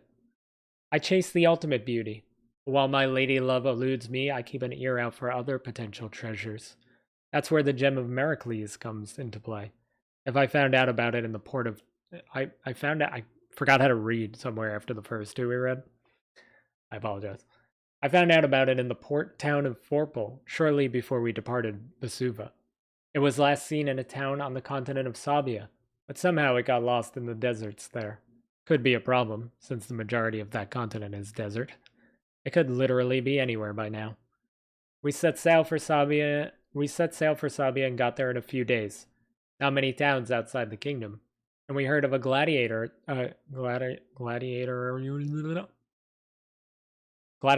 arena set up there. Nailed it. First try. So we did everything in our power to dock on the opposite side of that. The gem could be close to the arena or the kingdom, but from what we heard, it sounded like it had to be lost in the act of traveling from place to place. Hoping it had moved quite a bit through the sand, we started searching where we docked. It took a long time to get even the slightest lead, and the one we did get was by mistake. One of my crew fell through the sand in one part of the desert. Secret ruins below that none of us could have known existed. One by one we made our way down, leaving a rope as a means to exit, and a few of our crew ready to pull us out. They used the monsters in the sands of Sabbia as opponents in the arena. but there is an abundance of them on the continent, so naturally we ran into a few challenges in the ruins. Nothing we couldn't handle at first. One of the random runes, one of the random rooms of the runes had the gem laying on a pile of sand. It had fallen through a similar hole to how we arrived. You would think it would be buried under sand because of how it got there, but instead it laid there, presented to us like the sand itself created a pedestal for it. It had a nice shine to it, and a gold casing that brightened the room. I've seen many gems in my day, but this one was the most extravagant I had ever laid my eyes upon. My crew thinks my interests are a bit skewed for a pirate, but I know what I like and I get it by any means necessary. Makes it frustrating when monsters have similar tastes to mine. Why do monsters always protect gems and riches? Does a dragon really need to guard a treasure chest? Does a harpy find a golden harp she can barely play herself something worth dying for? In this case, what does a giant scorpion need a golden gem for? I told you that there's a giant scorpion in like every Sabbia story. Random rooms of the runes, yeah. I don't know what I was thinking about. Poor Janine read this one too. Janine was probably like, seriously? Either way, we killed the beast with minimal casualties, and I picked up the gem. My crew waited patiently as I decided if it was worth the journey or not. The gem was longer than I originally noticed, and quite thin. There was hardly any weight to it at all, actually. The gold shimmer reminded me of the long blonde hair of my lady love, though it probably didn't actually exist. I swear there was a light green tint that was reminiscent of her hazel eyes. I slammed the gem into the chest of the closest member of my crew and walked out dissatisfied. This won't do, I told them. Nothing will. Not until I find her. This might be worth keeping in just because of how much it describes like the actual setting of Sabbia. Just made me think of like Shelley and the seashore. I'm so bad with like the tongue twister stuff.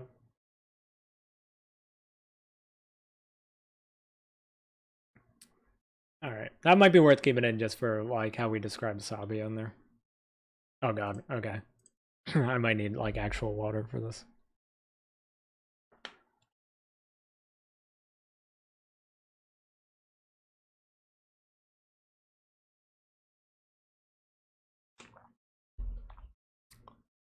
I apologize for this accent I'm about to do, but it's just the way Strawn talks. All right, the way I picture Strawn is like Zangief. Yeah, that one's already narrated. It's Fantasy Shore. What was it, number 16? Janine did that one too.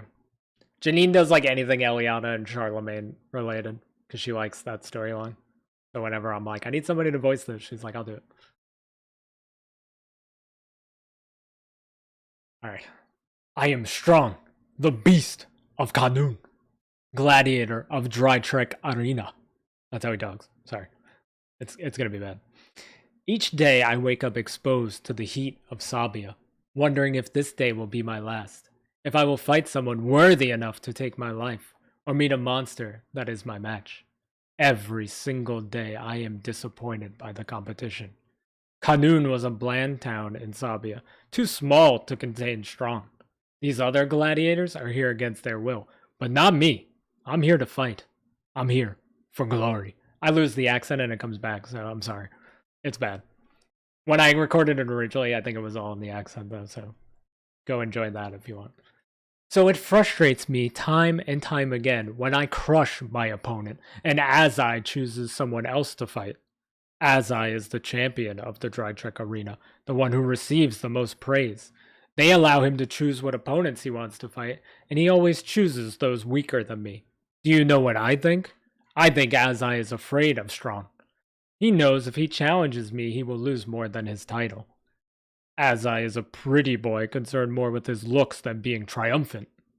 I've seen every single one of his fights since I came to Dry Trek Arena, and none of them have been impressive. He chooses opponents that show promise, but ones that aren't actually warriors. Now, with the changes they are making to Dry Trek Arena, I fear I will never get my chance to destroy him. I can't, like, I have to act it out, and it's bad. I'm sorry. It has to be done. People in Sabbia who frequent the arena are growing restless. Matches are becoming stale and boring. There are only so many giant scorpions they can watch Strawn manhandle before they thirst for more. Why won't they let me give it to them? If it's blood they desire, then I shall deliver gallons. To spice things up, they have decided to use these slaves from Elmore more than us, due to the popularity of the sun goddess Natalie. They now want the men and women to fight together and against each other. Pitiful. This Natalie, this daughter of the sun, she is no goddess. She is too skinny, frail. Strawn would kill her in one punch. Strawn will fight her. Strawn will fight Azai. Strawn will fight monster after monster and drench these sands. Then they will know. They will know who the true champion of Dry Trek Arena is. Instead, they want Strawn to team up with another one of these puny Elmore girls. Rattle, Rodell, Riddle, whatever her name is. She is too irrelevant for Strawn to even remember. She was trained by Natalie and Elmore, they say. Well, Strawn says she better stay out of Strawn's way. I won't stop throwing haymakers if her pretty little face happens to step in my way. She could easily become collateral as Strawn goes on one of his many rampages. That is what Strawn is known for, yes? Rampaging through the arena, body parts flying and bones breaking? Soon the Beast of Kanun will be an afterthought, and those in Sabbia, especially in Dry Trek Arena, will only call Strawn one thing. Champion. I have to bang my chest when I say champion, I'm sorry. Every time I recorded it, there was one time I actually had to re-record because you could hear me slap my chest.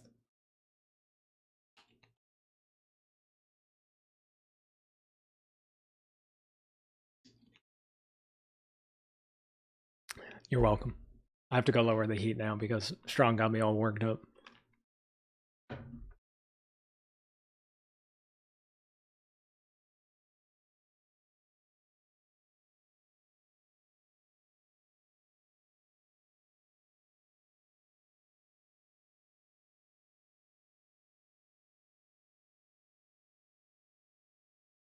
There's so many funny things in that story that I love.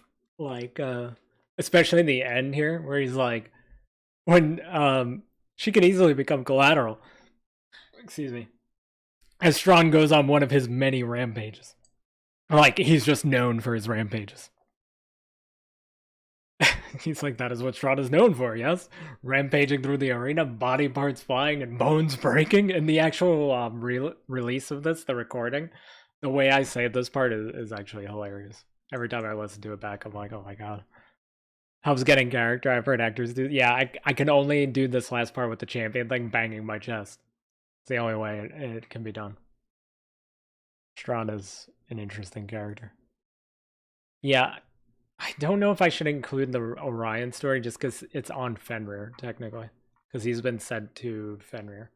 This was the 41st fantasy distraction we ever released, by the way. This was the home stretch. Like we were going from 40 to 50. I talked about this a little bit on last week's stream, but on Thursday's stream. I wanted everybody to be on 50, except Cecilia. I'm sorry, Cecilia. I wanted you on there. I just forgot to write a character for you. I wanted everybody to be on 50, so a lot of 40 through 49 is me recording and coming up with stuff, and so it was a scramble in the end. I don't even think I was planning to do an Orion story. I want to hear it. More Orion. Alright, this is a good one though. I think. If I remember correctly. Orion had been chosen to be Princess Rima's keeper almost since the day she was born. His arrival in the kingdom of Sabbia was a mystery, and one that even Orion himself could not explain. One day he woke up, face buried in the sand, and no explanation as to why he would be there. It was as if he was transported from another world, another dimension, or another time. The kingdom of Sabbia was as foreign to him as was the rest of Fenrir. Keep this stuff in mind, if we ever get to book 2 on stream. Wondering how he didn't die to begin with, Orion wandered through the desert in search of food and water. Instead, he heard a commotion. The king of Sabbia was caught off guard by a monstrous scorpion in the desert. Orion acted on instinct, rushing in to save the king and his caravan. After getting to know Orion, his capabilities, and the honorable man that he was, the king and queen assigned him as Rima's keeper. The word keeper had many meanings to the royalty in Sabbia. This backstory probably does need to be in there. The word keeper had many meanings to the royalty in Sabbia, but most importantly, it meant Orion was Princess Rima's protector and guardian. He escorted Rima any time she left the castle, and hardly left her side when she was in it. One day, Orion left to get Princess Rima a gift from the markets of Sabbia, while Rima's own parents conspired against her. They felt she was unfit to rule the kingdom, and a few days later they locked Orion in a prison cell, while they carried out the most heinous act imaginable. I emphasize the anus there, I'm sorry. Heinous, heinous, heinous. The king and queen murdered their own daughter by burying her alive. But something about the process triggered the gift that Orion brought Rima from the markets. It was a sand-colored pendant with the word queen written upon it. The gift raised Rima from the dead mere hours after her parents' betrayal, and shortly after, the kingdom of Sabbia would bow to their new queen. After freeing Orion from the cells, she tasked him with going to the mainlands of Fenrir to search for an item of great power that will help her rule not only Sabbia, but anywhere else on Fenrir that dares to bring Sabbia harm. Scorpions everywhere. Yeah, Orion's super loyal. Yeah, the giant scorpion thing. It was on purpose, okay? I don't want anybody to think like, oh, he just keeps throwing scorpions in there, he probably didn't realize. No, it's on purpose. It's silly. I don't know why I did that, but it's there. It's like, hey, it's a desert continent, it's gotta have giant scorpions. Orion heard of a group of pirates traveling across the Fen Seas to Sabbia and hitched a ride to the mainland, a reference to Charlemagne. When he arrived, the state of the mainlands of Fenrir was not what he expected. The pirates dropped him off in Vesuva, which was a melting pot of sorts according to the rumors that reached Sabbia. But you can imagine the confusion when Orion found the town rather quiet. Orion and Rima did their research, and to be fair, they both had immense interest in the mainland's affairs, long before Rima became the queen. This knowledge made Orion's first big destination clear, the town of Vorpal. Vorpal was said to be the main hub of information that circulates around Fenrir. If there was an item of great value and power, then surely someone there must know where it is. Vesuva was just a taste of what was to come. Orion walked the desolate streets of Vorpal, once bustling with children playing, citizens working hard, and street vendors akin to the markets in Sabbia. What he expected to be a town full of life was now the closest he had seen to a ghost town. The few people he saw were elderly, and the occasional child ran from one home to another. They all seemed to be in a rush to leave Vorpal. What happened here? Orion asked an older man carrying bags towards Vorpal's exit. New to Fenrir, I gather. The old man adjusted one of his bags hanging off his shoulder. Orion offered to help him to the exit, a gesture the elderly man accepted. A few days ago, King Ingvar and Lord Kazai visited Vorpal. It was the day of the Morska festival, the most important day here in Vorpal. They recruited every able body here to their ward despite Vorpal being a neutral town. That would explain the emptiness, Orion thought, as he finished helping the man get out of town. Where will you go? He asked one last question. As far south as I can without hitting the Deadlands, the old man replied. He nodded to Orion for the assistance, then left through the gates. King Ingvar and Lord Kazai's tales reached everywhere on Fenrir, so the names weren't foreign to Orion. In fact, Rima had always been fascinated with their confrontation on the top of Mount Shair. The battle that shook the world, they called it, even in Sabbia. King Ingvar, the self-proclaimed God King, Lord Kazai, the man who cannot die. These two are legends on Fenrir, and their stories reached far and wide. Orion, I didn't mention Rednefed, not yet. Yeah, Morsko. Yeah, see, it's starting to piece together. If you watch everything, it's meant to be Easter eggs and stuff like that. So you're starting to get more of the world experience, I guess. Orion always wondered if said stories were fabricated in an effort to promote the inevitable war. Who wouldn't want to fight for the God King? Who wouldn't want to stand beside a man who could never be cut down? Though he had the thoughts, he wouldn't dare say it to Rima. In her youth, she loved to talk about them both. A funny way to put it now. Rima's youth abruptly ended, and the queen that emerged from the grave her parents made for her cared less about the stories, and more about how to protect Sabbia from Ingvar and Kazai, two people she revered as gods amongst men. as did most Fenins. She now saw as threats to her kingdom, and given her newfound power since her resurrection, it would be in Ingvar and Kazai's best interest to return the sentiment. Orion would serve Rima to his last breath, but even he wasn't sure what Rima had become. Before leaving Sabbia, he tried to find the merchant who sold him the pendant that made Rima what she is now, but he couldn't find him. I'm pretty sure that's supposed to be Drew. The merchant that gives him the pendant that turns Rima into what she is now. Pretty sure my intention was for that to be Drew, so I might have to revisit that at some point. He just wanted answers so he could help Rima navigate her new power, but those answers wouldn't come. At least while Orion is on another continent, he wouldn't have to worry about Rima's safety. The queen could take care of herself now. Orion searched the bars and inns in Vorpal for people that could have information. He entered a bar-inn hybrid known as the Sea Tides. The place, we use that a lot. The place was empty, but left in fairly good condition. The recruitment process must have been recent and carried out swiftly. There didn't seem to be many signs of resistance. Suddenly, Orion heard metal clanging outside the walls of the Sea Tides. How could he have missed the knights in the town? He rested his hand on the handle of his sword as the doors opened. In walked a few Onyx soldiers, Lord Kazai's men, and to Orion's further surprise, Lord Kazai himself emerged from the doorway. It's always a bar. Yeah, there's always a bar, an inn, something. We've returned to help the elderly and children find safe places to stay, either outside the walls of war or within the safety of Onyx. Are you lost, friend? With Kazai there, Orion knew he stood no chance if he decided to fight.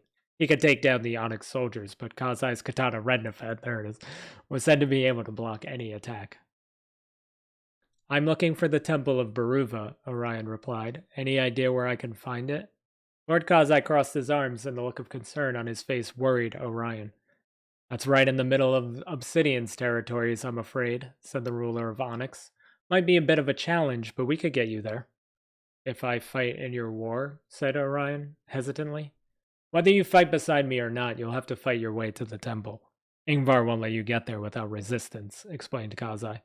You're both still recruiting, it looks like. If I can get in and out of Baruva before the war begins, then it shouldn't be a problem. Orion thought his logic made sense, but the Onyx soldiers in attendance laughed at his response. Lord Kazai found this statement less amusing. Judging by your garb, I came to the conclusion you're not from this continent, said Kazai. Vorpal was the last stop for us both. The war has already begun. Yeah, Lord Kazai just waltzing into what's left of Vorpal, like the people of Vorpal.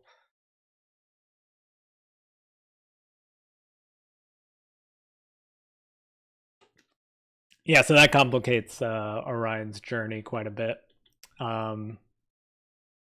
That he goes to the main continent for Rima, like right, thank you. Right when the war is ramping up, and he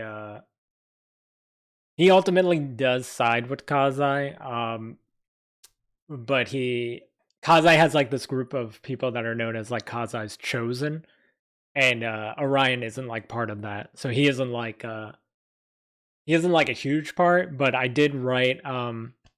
We should really read the chapters that I didn't release for the second season. Orion is in one of like the major battles in the second season. I'm gonna lower the desk for a second and sit down because my legs are starting to bother me. Going down, going down, going down. I need this to follow me. Shoot. It's alright, it'll be lined up. It's fine, it should be okay. Rest my legs a little bit. Okay.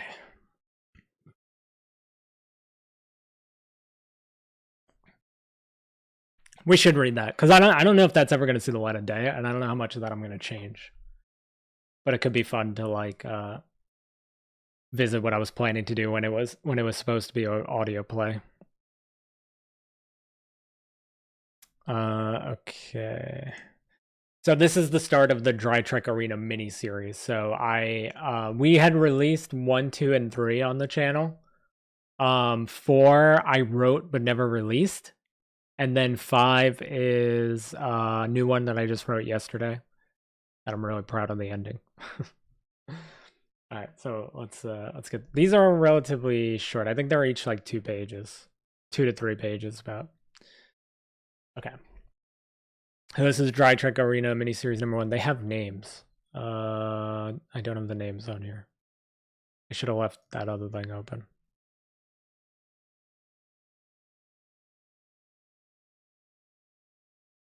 So this one is called Introduction to the Games.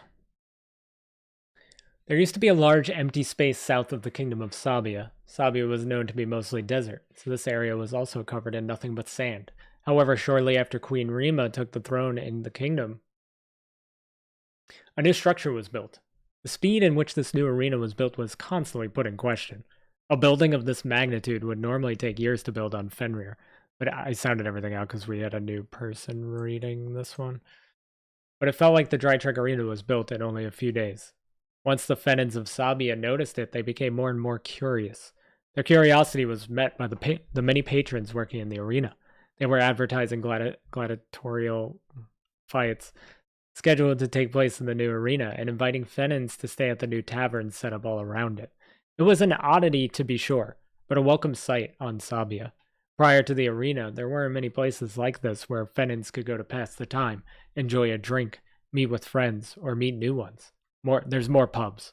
There's more pubs coming. So many stories, yeah. We're almost done, don't worry.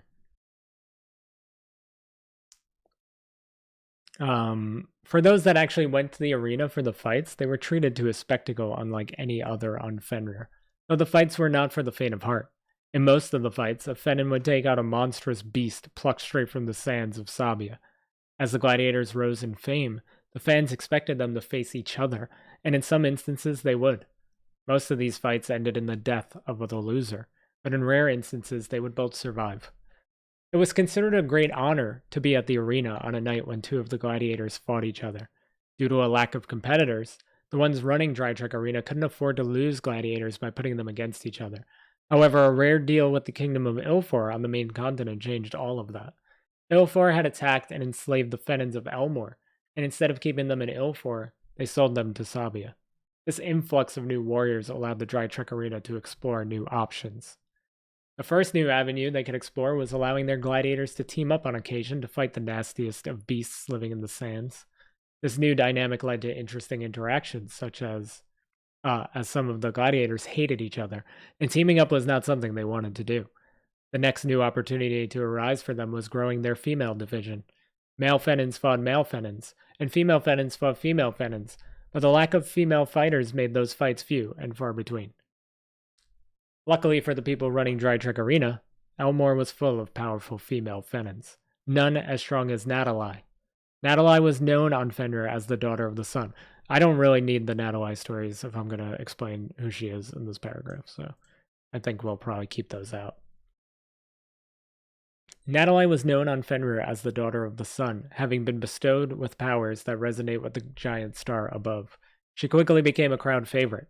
Even without powers, Natalai was a skilled fighter, a master martial artist. Every fight that Natalai participated in was a sight to behold. Fierce strikes, quick and fluid movements. And when the fight isn't going her way, the blistering sun beating down on Sabbia fueled her assault. On the other side of things stood the Dry Trek Arena's champion, a mysterious man by the name of Azai. While most gladiators were held with a tight leash by those who ran the arena, Azai seemed to be able to do whatever he felt like doing. If a warrior had a great battle against a monster, and Azai deemed them worthy, he would make his way out to the arena sands and fight the warrior. This often put Azai at an advantage, and meant the end of whatever warrior he chose to fight. He wielded a katana said to be imbued with magical properties taken from the corpse of the first opponent he ever defeated. Despite always being in the spotlight, not much else was known about Azai, but the fans of the arena went crazy at the sight of him.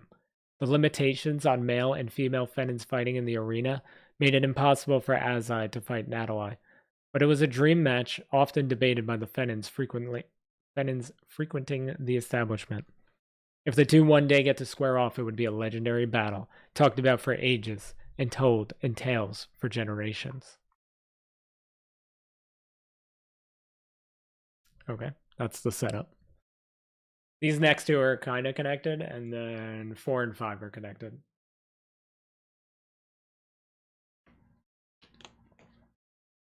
I mean, from here on out, they all kind of like go into each other. You'll see. All right. My introduction to Dry Trek Arena is far from the norm. As anyone would tell you, life on Sabbia can be quite dull, and for me, even more so. I'm a traveling merchant on this desert continent, and outside of the markets in the kingdom, finding places to sell my wares is rather difficult. Though I can usually find my bearings from memory, all it takes is one bad sandstorm to confuse my sense of direction. Worst case scenario, I travel mindlessly in the heat until I reach my intended destination, or another fitting caravan in which to share my goods. This type of life makes it difficult to get to know people outside of my clients. Sure, I spend some time here and there in the kingdom, but if I want to continue selling my wares, I have to keep moving. So I did just that. For years, actually. Until I finally pushed the sand aside and opened my eyes to the fact that this has become a rather boring life. You would think traveling all over the continent, frequenting the kingdom, and meeting all types of Fenins would be exciting. But it's honestly pretty lonely. I sporadically made the decision to change that, and said to myself that I deserve a break. I took some time off, and the very first thing I did was buy some tickets to a night of fighting at the brand new Dry Trek Arena.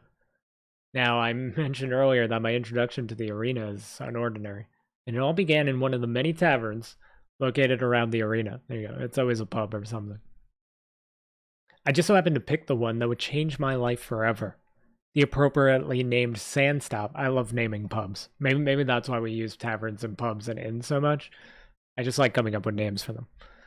The appropriately named Sandstop seemed like a fitting place to grab a drink prior to the fights. I walked in and took a seat at the bar. I ordered a drink from the woman behind the counter, and that was the moment I met Sophia. Much to my surprise, we hit it off immediately. I knew I had people skills from being a traveling merchant, but my luck with women in the past has not been that great, so I was shocked Sophia and I got along so well. To be fair, I thought she was just good at getting customers to spend money, but between helping others, she just kept returning to my spot and talking to me.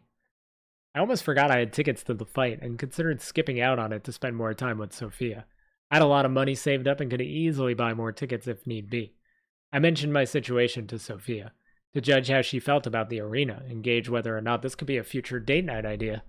Her face lit up at the mention of the arena, and it evolved our dynamic even further when she mentioned that I should stay a bit longer in the tavern, that I wouldn't miss the fights and she would make it worth my while. I was intrigued, to say the least. I was intrigued to say the least, but also still curious if Sophia was just really good at playing with her customers. Luckily, she was being genuine, and a few moments after she told me to wait, she came around the corner and grabbed me by the hand.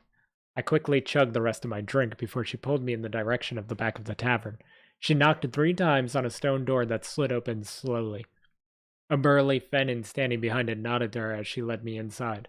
I didn't know what to expect, and I probably should have been more cautious. I was in a part of Sabbia I had never been to before, being brought to a secluded area in one of the busiest taverns, and yet I wasn't afraid that anything bad might befall me. Instead, I felt more safe now that Sophia was holding my hand and leading me through this area of the tavern. There was something about her that was comforting, and even though I'd never been here before, there was this strange sense of familiarity. I began to think about the size of the tavern from the outside, and if there was even enough space for an additional area like this. But as the voices from the tavern faded, they were replaced with new voices coming from the direction we were headed. Is this another part of the tavern? I asked. A place reserved for special patrons? Not quite, she replied, though this is a special place. Any further in, it will be in the arena. As I said the words, Sophia pulled on my hand a bit harder as we neared another door. Another Fenin stood in front of this one and opened it as they saw us approaching.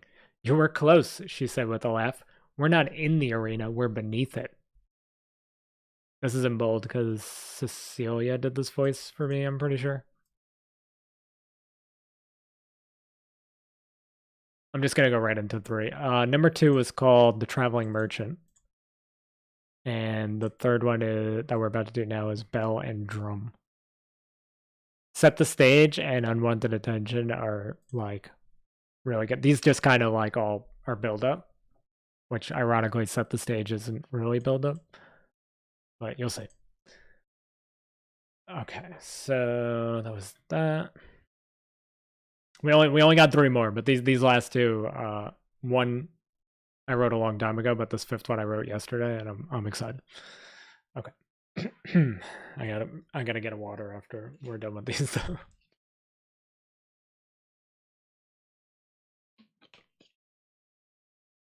Or maybe before, depending on how this goes. Alright.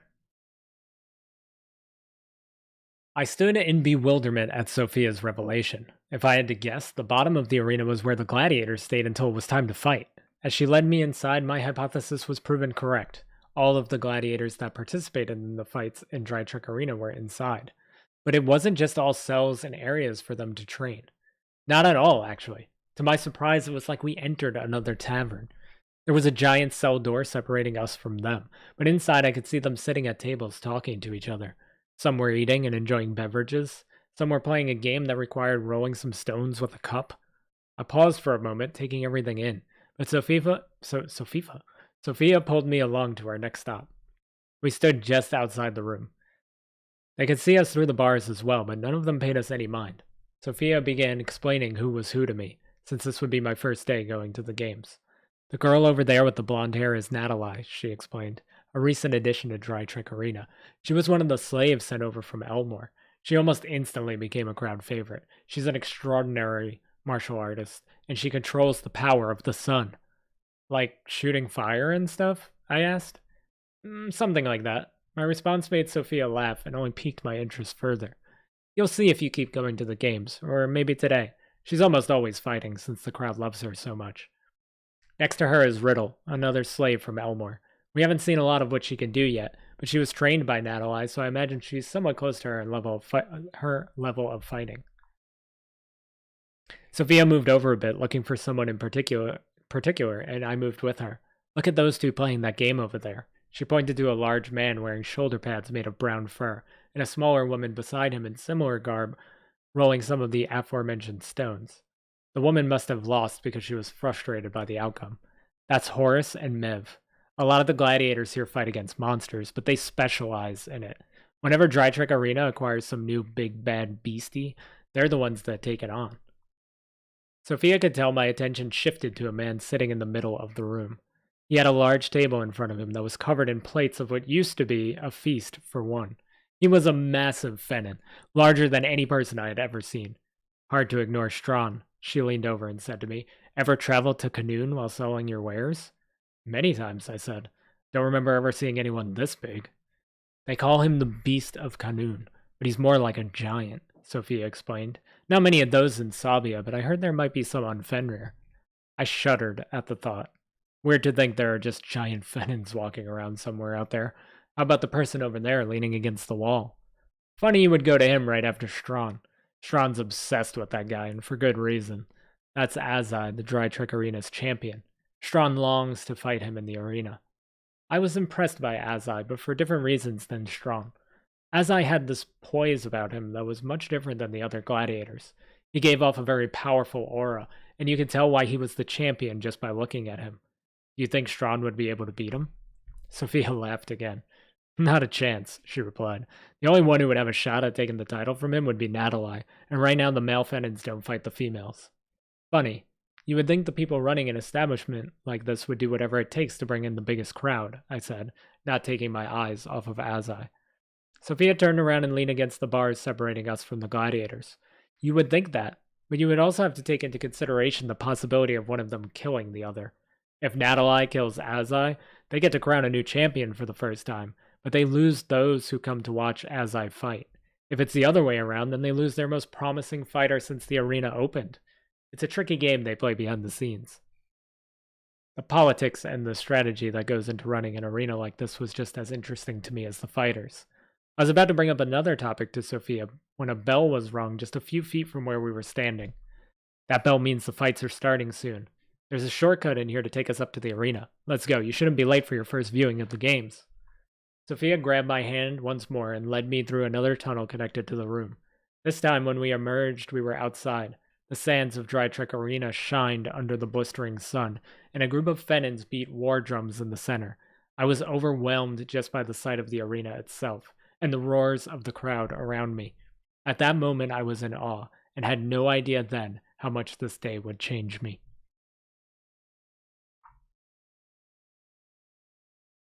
Okay, for 4, which is called Set the Stage, we kind of go away from that character that was narrating.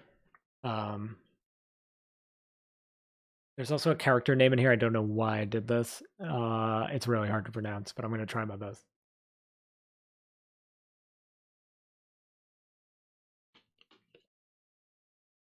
Okay. I probably should be standing for this one, but I'm going to sit. The sands of the large circular pit in the middle of the Dry Trek Arena shifted slightly in a warm breeze as Fenins took their seats. Moments later, a group of Fenins carrying large drums took to the sand to begin the opening ceremony. Dry Trek Arena hadn't been open for long, but the opening ceremony of their games had become a ritual. No singing, no dancing, just the banging of the war drums, a prelude to the mayhem about to unfold before the eyes of the citizens of Sabbia. Once the drums begin, the crowd erupts in cheers. As the rhythm changes, the crowd often grows restless. It's not boredom setting in during this change in periodic motion, but an anxiousness felt by all in attendance. Soon they will revel in a blood sport unlike any found on Fenrir, their favorite fighters putting their lives on the line, either against monsters straight from the sands of Sabbia, or against each other. The sweat from the heat rests on their brows, and their bottoms wait eagerly at the edge of their seats. Will their favorite fighter achieve glory in the arena once more, or will their bodies be the ones dragged off to be discarded? The drums return to the original rhythm, and the crowd knows it's almost time. The cheers return, stirring the monsters being used for the games, and their roars match that of the crowd. Amongst the circular seating arrangement around the arena was an area known as the podium. The organizers of the event and those who ran the Dry Trek Arena often sat there, as did the presenter of the games. The owners of Dry Trek Arena were mysterious, but always present for the games. Since they were always seated in the podium, which they accessed from an area unreachable by those attending, no one got to interact with them to ask questions. The only thing known about them were their names. Dominus, appropriate, and Aleif. I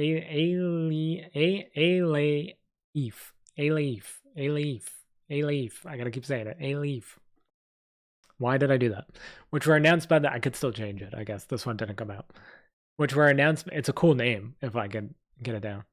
Which were announced by the presenter before every event. The presenter, Marius, must have been someone that they trusted greatly, as he was always the one presenting. As the drums cease, Marius would raise his arms to silence the crowd. On behalf of Dominus and Aleif, I welcome you all to the Dry Trek Arena. As he speaks the words, the crowd cheers once more. Today is a special day. The battles of Dry Trek Arena. The glorious... Oh, we gotta throw glorious in there, of course. The glorious fights between Fenins and monsters. Gosh darn it, Ron. Ron. The glorious fights between Fenins and monsters. The heart-wrenching, bloody clashes of crowd favorites. His words work the crowd and they eat it up. These scenarios have culminated into this day, our 50th event here at Dry Trek Arena. The crowd cheers yet again, and Marius waits for them to settle down. What better way to celebrate than by opening with one of our standard Fenin and monster showdowns? The scorpions are coming. A basic one-on-one does not do the occasion justice. Would you all not agree? Instead, we have brought in some of the scariest, meanest, most disgusting creatures we could find in our beloved sands to flood the arena before your very eyes. The crowd once again erupts in cheers. Marius continues. But who would dare take on such nasty beasts? Ironically, this is called, the place they're from is Aeon, and I put A-on. Aaron almost made it in. But who would dare take on such nasty beasts? Ones you are familiar with, no doubt. The fearsome duo from Aeon, that some believe are part beasts themselves with how in tune they seem to be with the creatures. A perfect team to rip these monsters apart. I present to you here on this 50th Dry Trick Arena event to bloody these beautiful sands before you, Horace and Mev. I can't do a good announcer voice. I was gonna have Champ do this one actually, and just do it like he does his announcing for like the WWE stuff that he does on his channel. As Marius spoke the words, one of the gates of the arena. That's why it's in bold, by the way. As Marius spoke the words, one of the gates of the arena opened. Out walked a tall man with shoulder pads covered in brown fur that matched his long brown hair. He was carrying a large two-handed axe. Most of his muscular body was exposed, and you could see numerous scars where monsters had hurt him in the past. Beside him was a short woman wearing a similar garb with similar scars. Her short, curly, dirty blonde hair hung in front of her face before she pushed it aside with an axe of her own. The crowd cheered at the sight of them. I give you credit for adding detail to the story. Yeah, this one is a lot more detailed for like a 3-page story. Horace and Mev are a given, but with this number of brutish animals, we need more gladiators to withstand them. Thus begins a brand new game in which Horace and Mev will compete against a pairing of gladiators to see who can defeat the most monsters. Today, their opponents are an odd couple, but rest assured they are worthy of this opportunity. First, I give to you one of the many slaves of Elmore brought over from the main continent. A student of Natalie herself. He does it with like a roll of the tongue. So, Riddle. I can't do it. Pronounced Riddle. Pronounced Riddle. I just said that out loud, but you know. Riddle. Ruined it. I ruined it. Riddle walked out onto the sand with no weapons on her person. In Elmore, Natalie taught her martial arts, and fighting with her hands was what she felt the most comfortable with. However, she was also trained in many weapons, including stabs and spears. These types of weapons were placed along the outskirts of the arena, so if opportunity presented itself or Riddle needed something to turn the tide of battle, she would consider ditching the fisticuffs to give herself the advantage. Her first few fights in the arena were met with boos, as the Fenins of Sabbia didn't respect the slaves of Elmore. But as Natalie rose in fame, so did their individual standing, and soon Riddle also became a crowd favorite. Our partner for this matchup is another familiar face, larger than life. As Marius began to describe the next participant, it was apparent that he used the same words to describe him for every battle, because the crowd spoke the words with him in unison. Chiseled from stone, muscles that can crush your skull, legs the size of trees. I give to you the beast of Kanoon! Strawn! I did my best. As Strawn emerged from the gate that Riddle just came through, the crowd began to chant his name. Strawn, Strawn, Strawn, Strawn, they went as the beast of Kanoon. I can't say Kanoon like normally. As the beast of Kanoon raised his hands and let out a yell, and their chants turned into more cheering and hollering. Strawn was a massive Fenin, who also fought with his hands, though his attacks were much more savage in comparison to the pinpoint strikes of the Elmore martial artists. They were there to fight monsters and compete against each other, but Strawn never took his eyes off of Horace and Mev. Marius let the crowd cheer and watch the gladiators square up with each other, before raising his hands one last time to quiet them. Now then, let the games begin. I am most likely going to have to record this myself, so I hope it doesn't come out terrible. Strawn is a character and a half. Okay, I'm gonna get a drink because I can't. I don't even have anything to do that hydrate with. So I'll be right back before we do the last one. Last one coming up.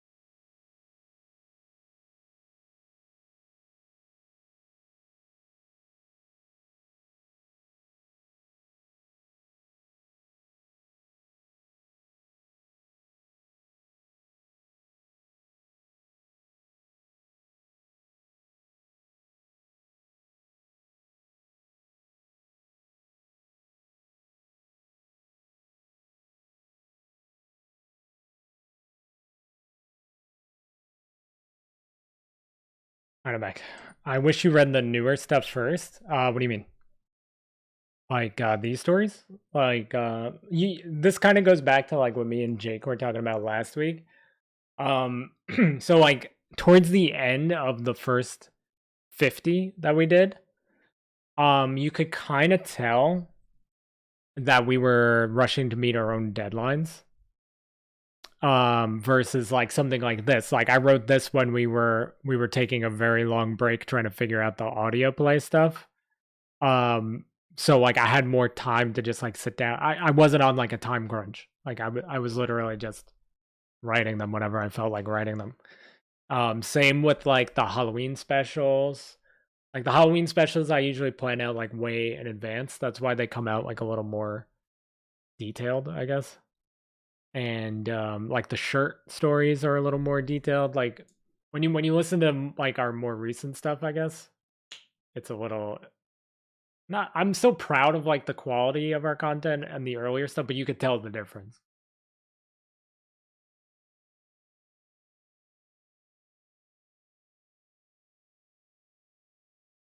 Like sometimes they're so different you can't even tell that they're all written by me, but they are 100% all written by me. I will tell you when we're reading the like.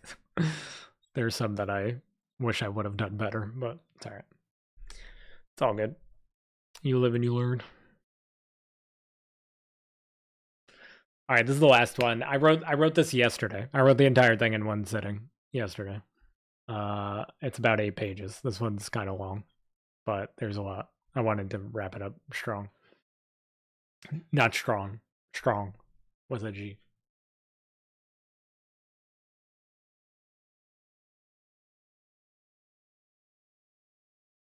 I think the season 2 stuff is kind of in between. I don't know. We'll reread. Honestly, I wrote so much of it in like such a short time. I don't even remember all of it. So when we read through that stuff, the season 2 stuff I was planning to do, it'll be interesting to see how that goes. But all right, let's wrap this up. This has a cool twist at the end. I'm really proud of it. That's why I keep bringing it up. All right. Remember the Rima story, the first Rima story. Strawn, Riddle, Horace, and Mev stood ready in anticipation of what creatures they would be fighting today. More often than not, there was a giant scorpion involved somehow. See, even I wrote this yesterday and I was like, there's always a giant scorpion. When fighting monsters from the sands of Sabbia. This day did not disappoint, as the first 2 monsters to emerge from the gates were giant scorpions. One rushed and faced off with Horace and Mev, and the other went for Strawn and Riddle. Some more smaller creatures came out from the gates as well, but you could hardly see or focus on them with the giant scorpions in the way.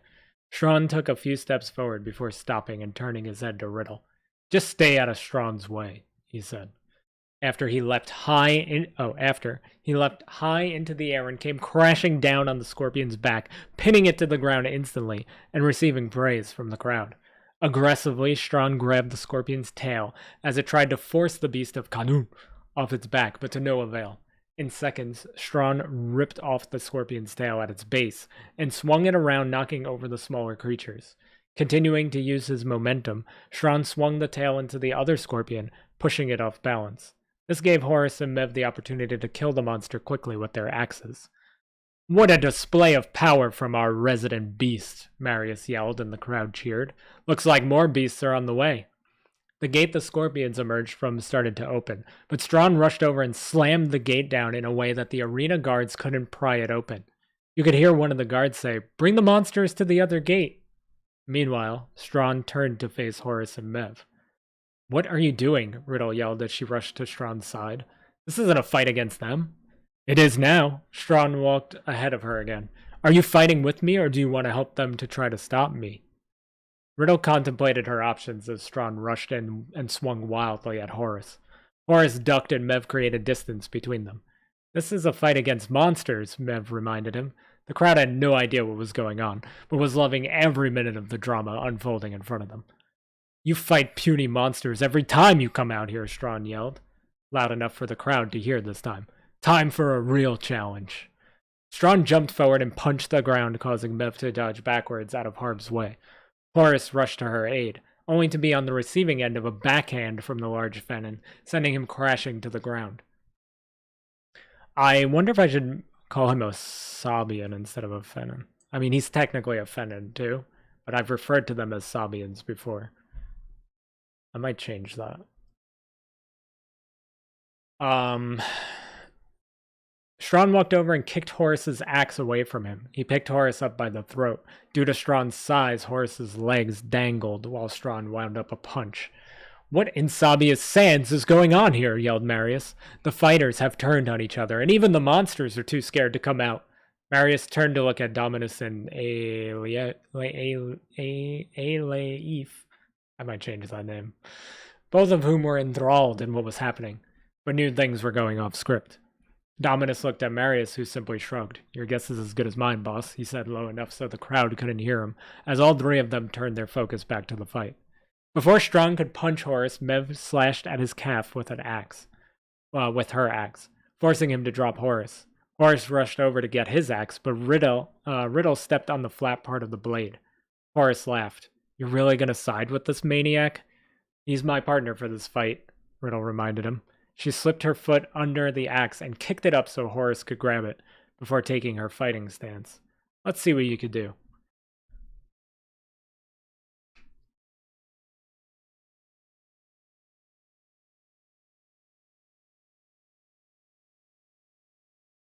Horace was an experienced monster hunter and a well-trained gladiator, but nothing could prepare him for a fight with one of Natalie's pupils, especially one of her best.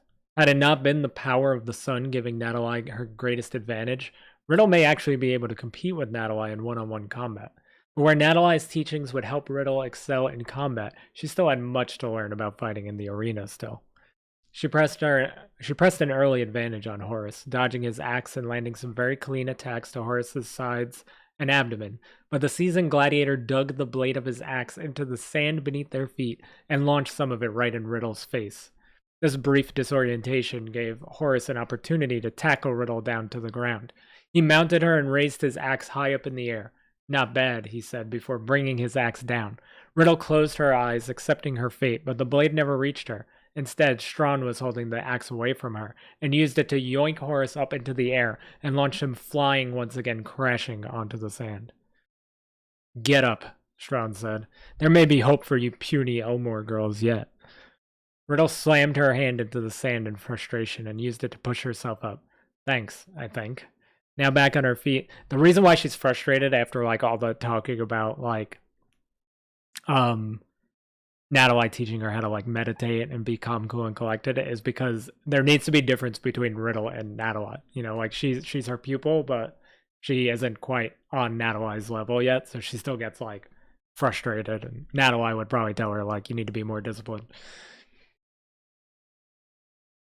Now back on her feet, Riddle could see the dry trek guards at the opposite gate finally, ready to open it to send more monsters out. We're about to have more company.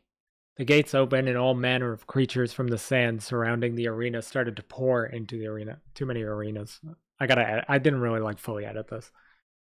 But a flash of something or someone caught Riddle's eyes as something shot forth, cutting down each monster with ease.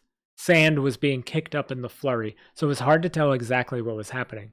Riddle shielded her face while the massacre went on. Strawn was still beside her doing the same, and Horace and Mev were gathering themselves close by.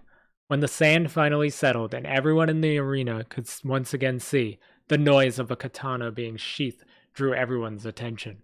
In front of them stood the Dry Trek Arena's champion. At the sudden realization that this quick disposal of the monsters was Azai's work, the crowd absolutely lost their minds in excitement. Azai! Azai! Azai! Chants began to build up. He turned his head in Horace and Mev's direction. Seeing that he was about to speak, the chanting stopped and the arena grew quiet. These were meant to be your opponents. Mev shook her head. They would have been if you didn't interfere. You think we couldn't handle those monsters and these two? I think you could have, replied Azai. Hence why I'm standing here now. Enough standoffs, shouted Strawn. I have waited a long time for you to recognize Strawn's superiority. Now Strawn will crush you all and claim the title that is mine. For the first time ever, while Azai is sharing the arena sands with someone, the crowd chanted for someone else. Strawn, Strawn, Strawn, yelled the crowd in unison. Strawn raised his hands to rile them up further. He began to run at Azai, but Horus beat him there. The crowd booed as Horus swung his axe at Azai, but the Dry Trek Arena's champion removed his katana and cut down Horus in one swing. Horus face-planted on the sand as he began to be surrounded with a puddle of his own blood. Mev rushed over to check on him. Meanwhile, Strawn was still running at Azai. The Beast of Kanun first swing came in with such velocity that Azai barely got his sword up in time to block it, but the power was enough to force Azai to slide a bit on the sand. The crowd gasped, then once again went silent. They had never seen anyone even get this close to hitting Azai before, but this would not be the last eye-opener of the evening, as Strawn's other hand came around and scooped the much smaller Azai up and slammed him onto the ground. The maneuver caught everyone in the arena by surprise, including Azai. I just love this idea, he Hulk smashes him, basically. Azai grimaced in pain, but only briefly, as Strawn was trying to continue his assault. He slammed down with both fists, but Azai barely rolled out of the way and got back to his feet. You could tell the impact of the slam took its toll on Azai, but you could also see on his face that he was slightly embarrassed. I love the concept of, Azai is this, prim and proper, almost like a pretty boy, you know? And up until this point, nobody's been able to touch him in combat. And I was going to keep it that way, but then I was also we have so many of those characters in fantasy distractions already. No one can beat Ingvar in one-on-one combat. Nobody can actually hit Kazai because of Red Nefed. We have so many of these, untouchable fighters that I thought it would be kind of funny if he just gets, humbled real quick by Strawn in, 2 seconds.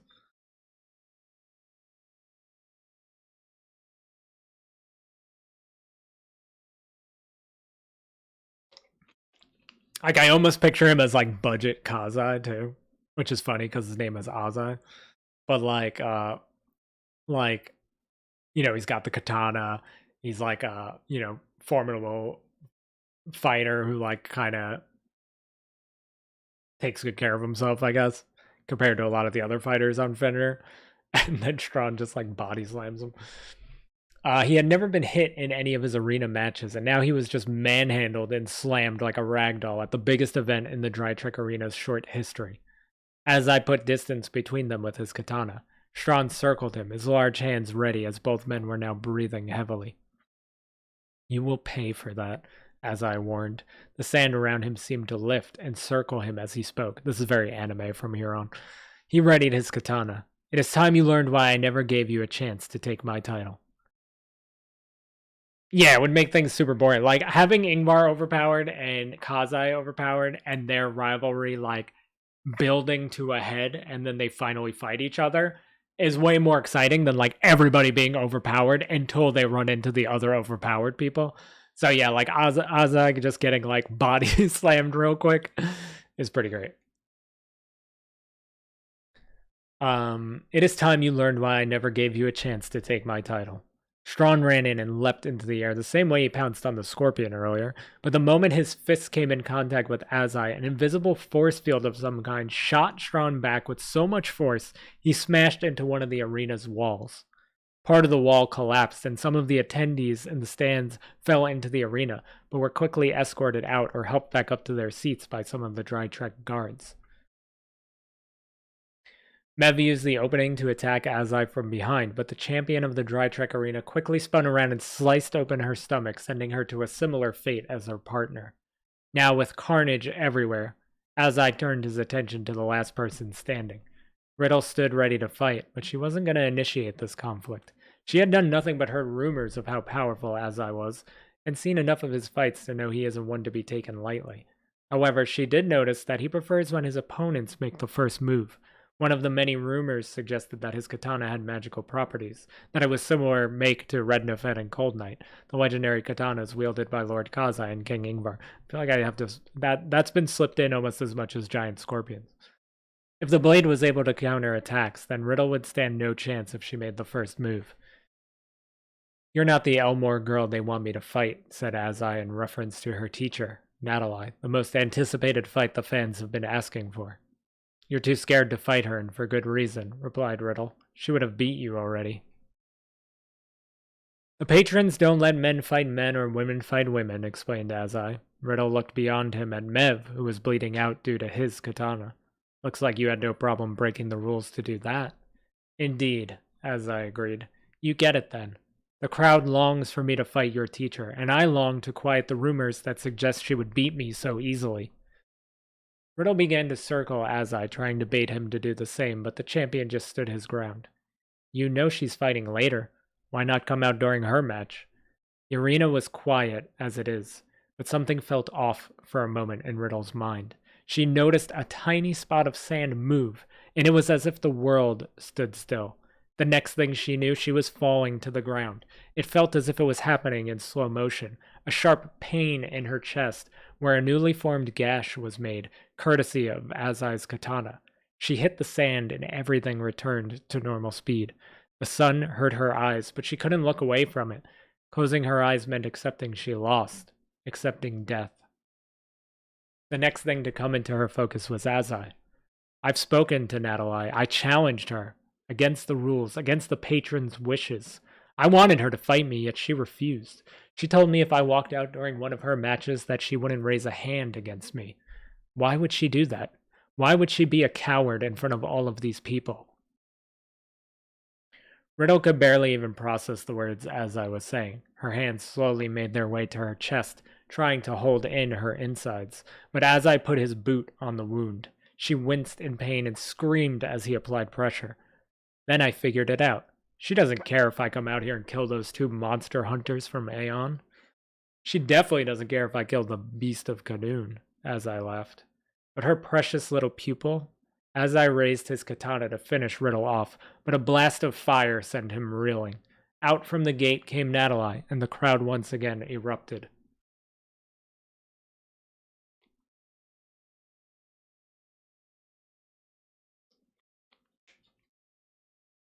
Natalie! Natalie! The chants began. She jumped to the center of the arena, standing across from Azai and between him and Riddle.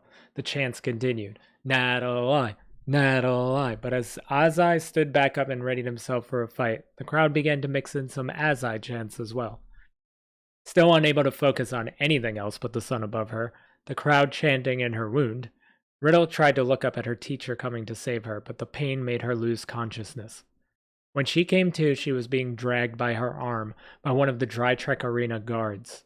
The area they were in she hadn't seen before. It looked more like a dungeon, with dark walls compared to the normal gladiator rooms she was in previously. When the guard let her arm go, she hit the floor with a thud. Things were still blurry, and she couldn't even bring herself to wince in pain again.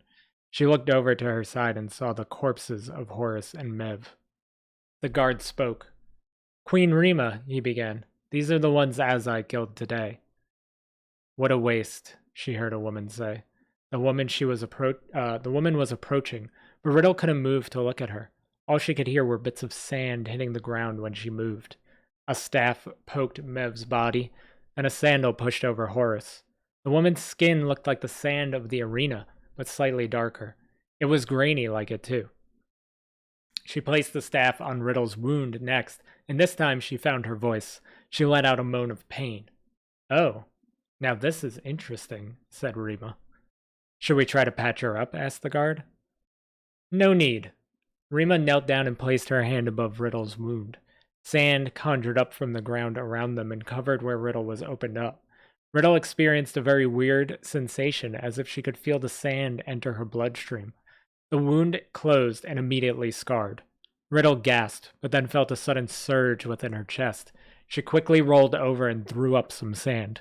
Rima walked away as Riddle gathered herself. She looked up just in time to watch Rima sit upon a strange, throne-like chair set up in this dungeon that must be under the arena. It was known around the Dry Trek Arena that Rima did not care much for the games. Some people like to say that she somehow didn't even know they were happening. But Riddle always believed that couldn't be possible. She just never expected Queen Rima to have a quarters directly under it, especially one so detailed with a throne. Rise up, survivor. Tell me your name, commanded the queen. Riddle pushed herself up. She couldn't believe she was alive, never mind being able to stand. Riddle, she said, from Elmore. Rima nodded. Well, Riddle from Elmore. Your gladiator days are over, I'm afraid, but at least your life is not. Thank you for healing me, said Riddle. Of course. You may not be from Sabbia, but you are living here now. That means you are my responsibility. Yet, my blessings do not come without a price. Rima stood back up. I have a very important task I need you to carry out for me, though it would technically be in exchange for saving your life. If you satisfy me and deliver what I need here on Sabbia, I think I could send you back to the main continent if that is what you desire. Riddle touched her chest, where the wound used to be. You saved my life. I am willing to help you, especially if it means getting back to Elmore. What would you have me do? Rima smiled. We will discuss that back at the kingdom. She waved over some guards. Get her cleaned up and bring her to the castle. Sorry, I'm losing my voice. Right at the best part. Rima smiled. We will discuss that back at the kingdom. She waved over some guards. Get her cleaned up and bring her to the castle. The guards escorted Riddle out of the room. The guard that dragged Riddle in was still standing by the bodies of Horace and Mev. My queen, what would you have me do with these two? To the grinder? No, no, my dear cousin. We will find a use for them. That's the big twist.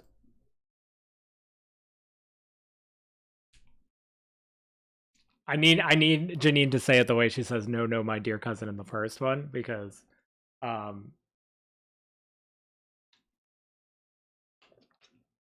it's so good. But essentially, like, Rima is like resurrecting people from the dead, which is like supposed to be the twist here, right?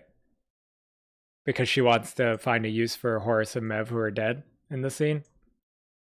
But then when you also find out it's her cousin, who she also killed in the first story we read, and it's like, shh. All right, I'm sorry, I'm done. I'm just very proud of the twist. I hope it hits the same way. Like, hopefully people... That's why I kind of want to put everything in one video. Just in case people that are, like, new to the... Like, people that are new to the channel won't pick up on how, like, important that is.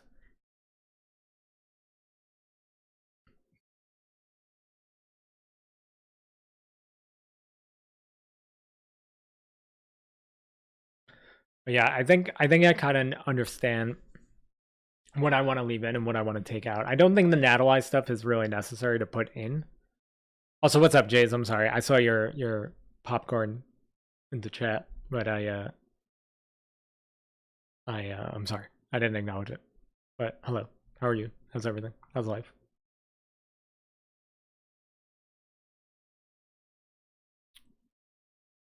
I do need to go back and edit some of this though. There was a lot of like repetition I don't usually like.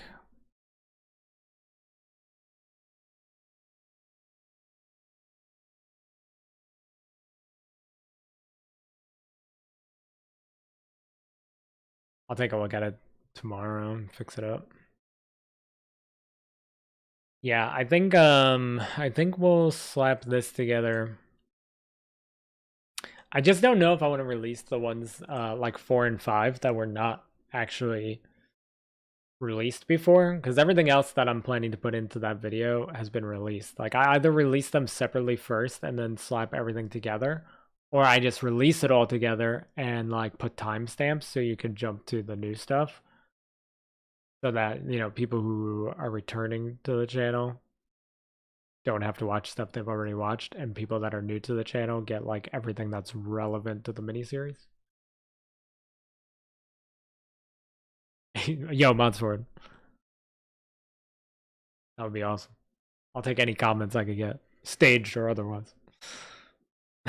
I didn't see that was coming, Kevin. I need everybody in chat right now when this video comes out to just post that. It's just everybody like, I didn't see that one coming. That was crazy.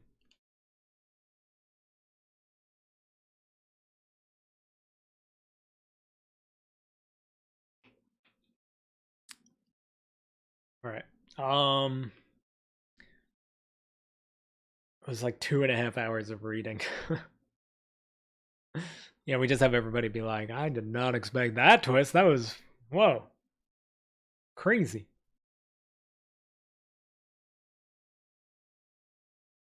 Thursday stream, I'm trying to figure out what we're gonna do on Thursday stream. I think we're either gonna start reading I don't know, I guess it depends like what you guys would rather do. We could either start reading Soldier's Crest live, or I could read the season 2 stuff that I read. Yo, thank you for the gifted sub, anonymous gifter. Glorious. No, I won't give in till I'm victorious. And I will defend,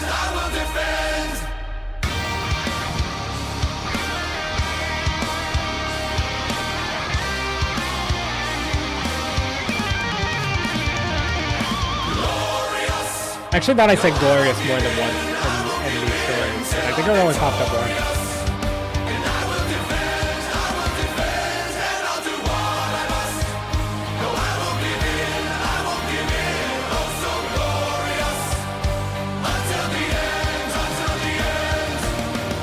When it always feels so much longer when I'm waiting for it to end to talk. But if I ever monetize the channel, which is easier now, you only need 500 subs. Yo, anonymous gifter, thank you for another gifted sub to Monster Ward. Glorious. No, I won't give in till I'm victorious. And I will defend.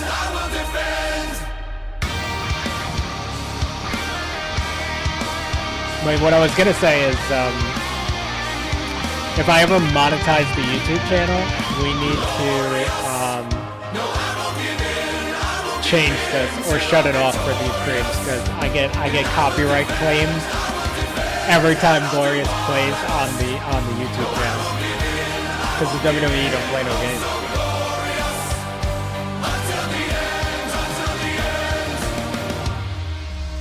Whoever you are, anonymous gifter, thank you.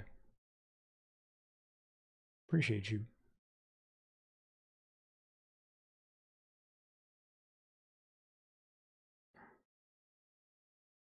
Thank you. I don't know who you are, but thank you. And it is funny to see Monster Ward get a gifted sub. Can put it on a separate track so it doesn't record on the VOD. We could do that. The only good thing is oh dang, Gloria's gonna fight for like mad long. The good thing is I record everything. Oh my gosh, thank you for the gifted subs, Monster. Thank you, man. How many was that? 10? Jeez. Hab got one. Hab's always lurking, man. I see it. Hab is always lurking in my chat. Appreciate it. Psychic got one. Pablo got one. Jade got one. Pastors? I didn't know he ever lurks in my streams. It's weird that he got one. Vengeance got one. Knight Nero. Spartan got one. Goya got one. Goya getting a gifted sub is pretty funny too. And Tameless. Dang, son. I can't remember the last time we were close to a hype train. It has to be like years. But thank you, Monster. Thank you. And thank you, anonymous gifter, as well. Whoever you are, thank you. Glorious. No, I won't give in till I'm victorious. And I will defend. When did I do that? When did I make that?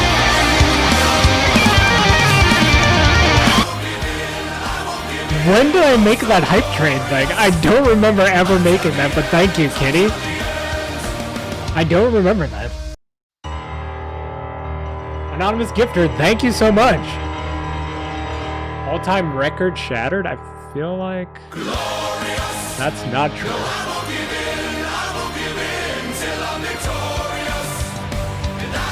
Oh my gosh.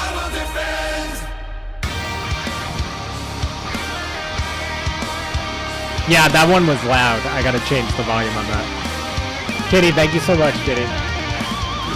Anonymous Gifter, thank you, whoever you are. I appreciate you. The hype train Glorious was mad loud. Like, regular Glorious, I feel like I'm yelling. Regular Glorious is mad loud for me. That was like next level craziness. Oh my god. It's been so long since we've had a hype train. Thank you. Thank you. We haven't had Glorious play for like 20 minutes in a long time. I can lower... Well, Glorious isn't loud for you guys, right? I have to pull this up so I can stop yelling at you guys. Glorious isn't loud for you guys. Just the hype train Glorious was loud.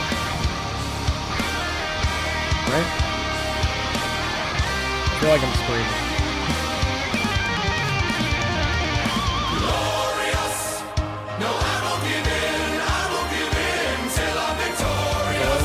Okay, I can lower it a little bit.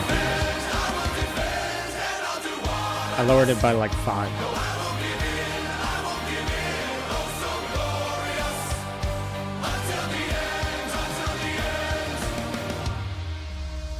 Yeah, I could tell that it's louder than me in the OBS. I mean, I'll do another 5.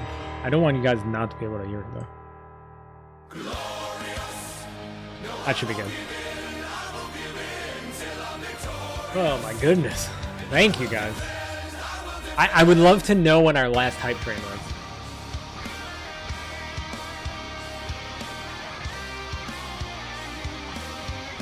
They should tell me that somewhere, I think. I could probably look it up somehow. I was gonna end the stream, but oh, the thing is cracking. I was gonna end the stream. Because I did a lot of reading for 2.5 hours.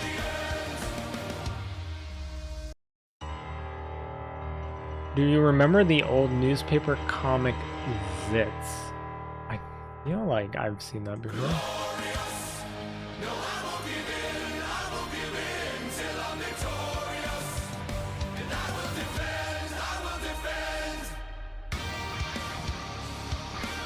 Yes.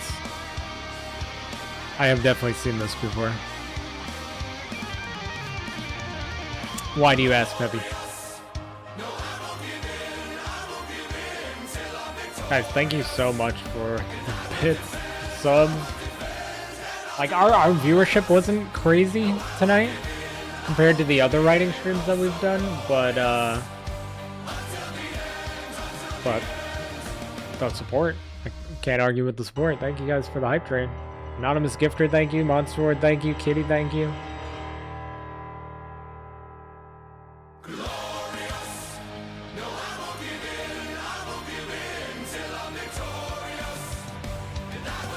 Nobody hinders you from ending for today, Kappa? Yeah.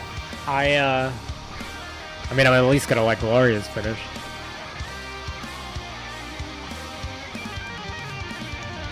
Sit like the kid does in the chair. Okay, I gotta... Oh my gosh, Peppy. Thank you for 5 gifted subs, Peppy. Thank you, man. Our hype train leveled up. We're gonna get emotes for this. This is huge. It's been so long. It said that we shattered a record. I was like, there's no way that we have not had a hype train. Like with Goya and Monster Ward back in the day. And Snidgy used to gift a lot of subs too. There's no way we've never had a hype train this crazy before. But thank you, Peppy, thank you. I will sit like this guy as soon as I figure out how he sits. I remember the comic, but I don't like not details.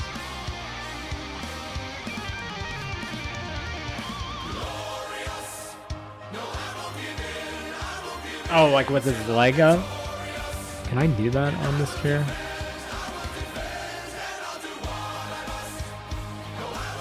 Why do you want me to sit like this? I can do it.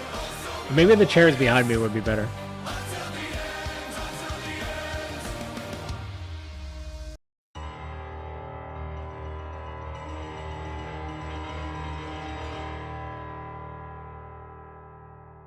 We've only known each other for 5 years. It's the least I can do, Peppy. I appreciate it, man. You did not have to give me anything.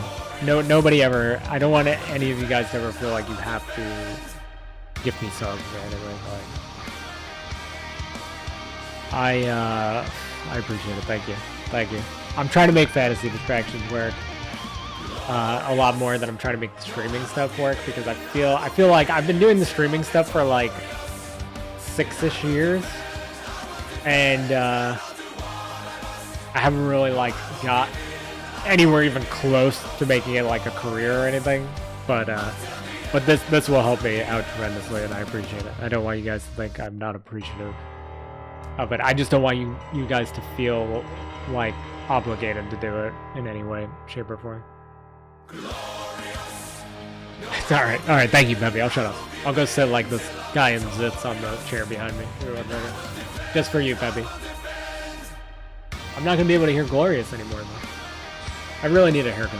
I know you guys want me to grow it out for the hair flip, but it's getting wild. It's getting wild. It's hard to maintain. When did I come in? 2018, 2019, roundabout? I feel like it might have been before that. Maybe not. When was I doing? I gotta figure out when I was doing the Final Fantasy marathon. Cause I think it was right before that. Go full 90s heartthrob haircut. You're all about the 90s and the old comics, right?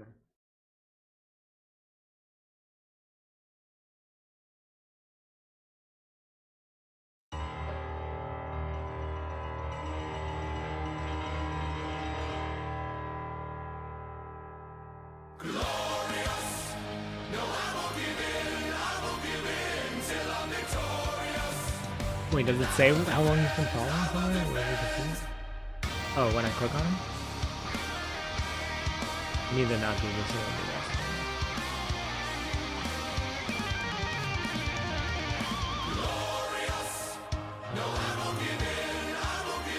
Yeah, it was during the RPG Maker streams for sure.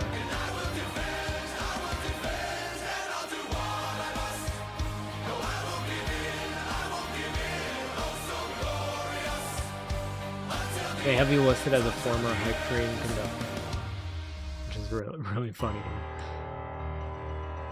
Yeah, following since August 24th, 20. Well, no. Because you guys like to unfollow me and refollow me for the lulz. It was definitely before that, because it says that you were following since 2022. It's way longer than that. It was definitely during the RPG Maker streams, and then like shortly after that I did the Final Fantasy marathon stuff.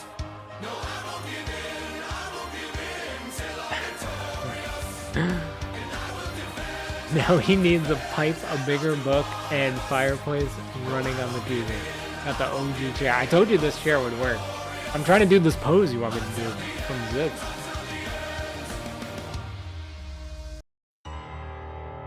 He's playing the guitar. I don't have a guitar. His room is also a mess. You guys are going to see my hairy line. You're welcome. Thank you guys so much for the hype train. I think it's over. Did it end? Such strong support. Hype train complete. Level 4, 62%. Let's go. All-time record shattered. I don't know about that. We've reached new levels of support. I don't know if that's an all-time record, but we'll take it. I was unfollowed for a while. That's true, but I think it was around 2018. Yeah, it had to be like 2018. Maybe like late 2017. Maybe. Choo-choo. Oh, those are some cool emotes. Which one did I get? My chat got all discombobulated. Oh, I got the one that Kitty got. Choo-choo. We don't get a lot of hype trains, so we gotta celebrate that. Glorious is gonna be playing for another 50 minutes. Alright. I'm gonna try to recreate this. For some reason, I don't know, Peppy asked me to do it.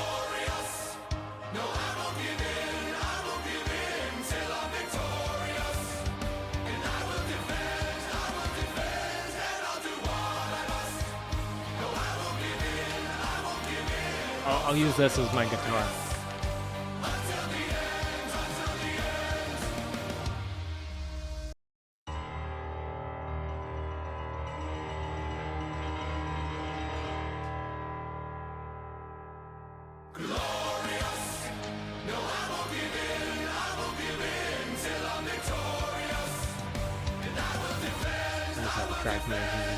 Choo choo. Thank you guys so much for the hype train. I have no words. I haven't had a hype train in a really long time, and I appreciate that. I just read for like 2.5 hours straight, so I appreciate it. Look at this picture. I don't know why it's such a simple thing. He's sitting like, yeah, the camera. I can make the camera follow me. I can make it follow me around. I could zoom in and out. If I had a like dry erase board or like a whiteboard, you could actually make it focus on that and zoom in. I was thinking about doing something like that on stream. Because I have a lot of dry erase boards and stuff. Yeah, it's cool. It's really cool. There's other stuff. There's other stuff you can do with it. Like if I ever do, I wanted to do card pack openings for the Final Fantasy card game, but I might wait until they do the Final Fantasy crossover with Magic to do it. And it actually has a mode for that, like an overhead mode that points down at my desk. So like it's like an all-in-one thing. It's crazy. It's one of the craziest purchases I've ever made.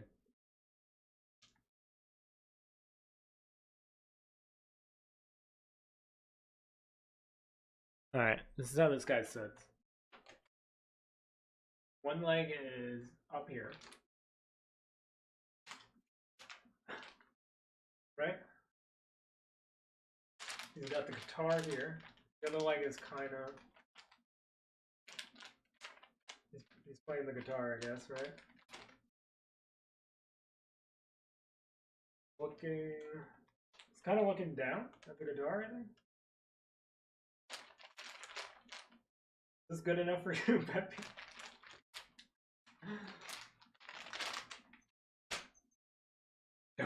Don't say I never did anything for you. This chair squeaks. And I always think it's like a mouse or something.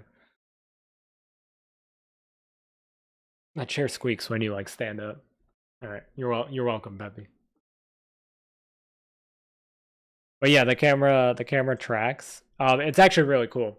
So like if I go like this and point up, it zooms in. If I point down, it'll zoom out. If I hold my hand like this, it'll stop tracking. Should have stopped. Yeah. And if I do that again, it'll track. And like I said, if I had a dry erase board, I think the command for that is like the peace sign, basically. I don't want to do it because I don't know if it's gonna like activate anything. I almost looked comfortable, thanks. I did my best. If anybody else has any old comic books from the 90s you want me to pose, like, let me know. Did Gloria stop already? There's no way that broke any kind of records. Glorious would have been playing for like 3 hours back in the day. But I do appreciate everything. Thank you. Who got those subs from? Last one I knew was Tameless. Also, anonymous gifter, whoever you are, I appreciate you. The last one I saw was Tameless, and then Mushu Mushu.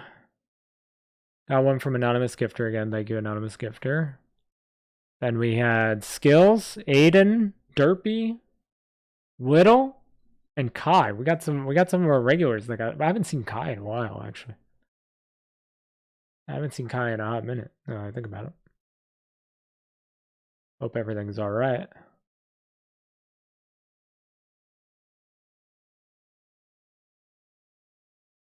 The Tick.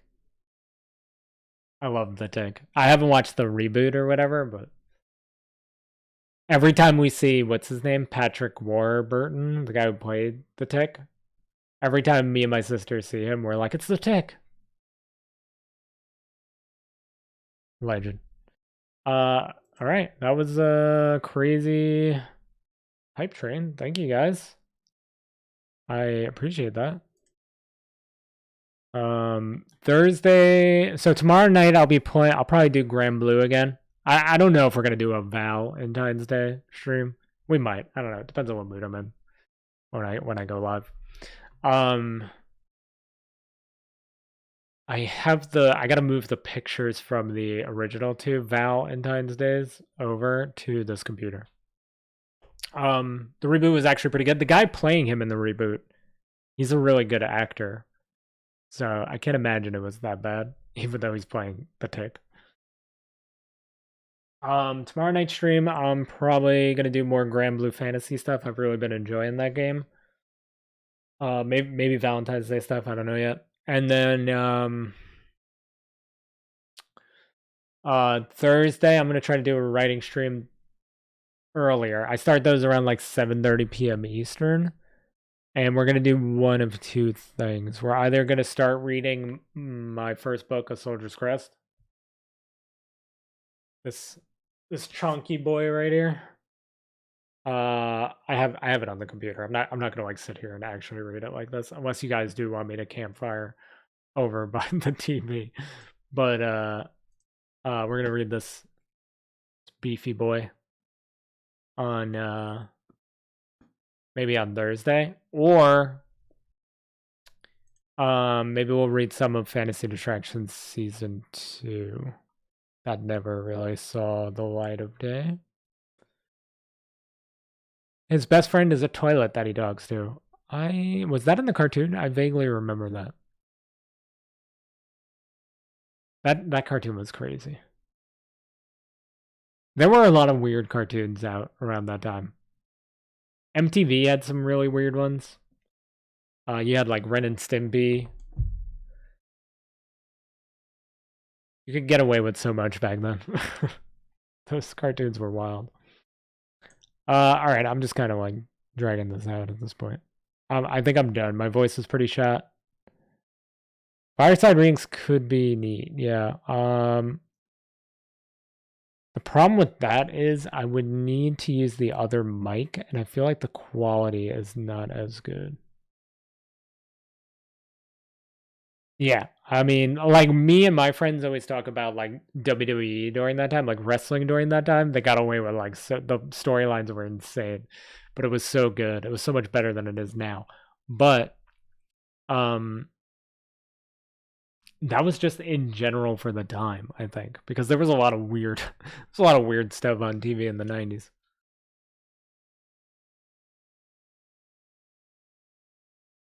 It was the peak, yeah. The internet was just kind of starting out. It wasn't what it is now. I feel really old talking about this, but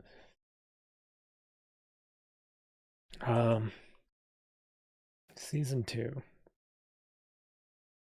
Where is this? I need to find. Here it is. Yeah, I have literally 19 episodes of this done.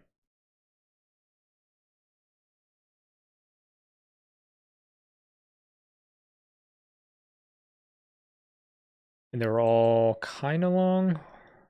First episode is 17 pages. Holy moly.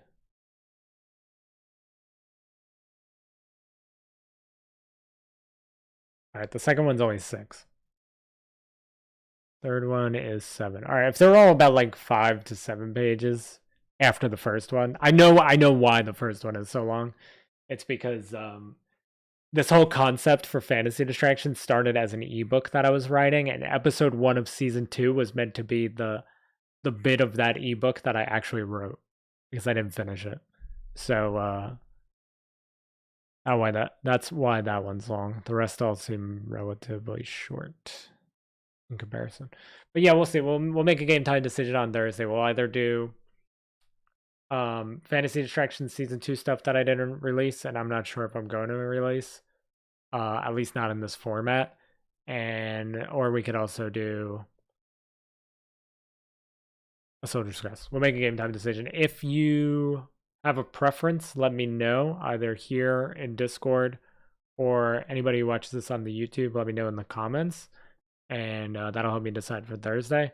If not, we'll wing it when I go live on Thursday. Yeah, that's so that's probably gonna be it. That's probably gonna do it for me. I appreciate the love tonight. Thank you to anybody that was lurking and hanging out. I appreciate that. I'm gonna actually.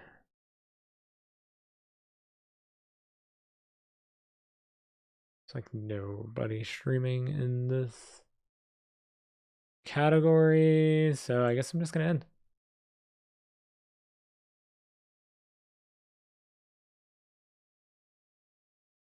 Have a good night too, Peppy. I appreciate you, man. Thank you guys for the subs and the bits, and I'll see you guys tomorrow night, and then again on Thursday, and most likely Friday as well. All right, Modsword, have a great night. Kitty, if you're still there, take care. Mistral probably fell asleep, I'm guessing, because she's top dogging. Appreciate you guys, and I'll catch you guys in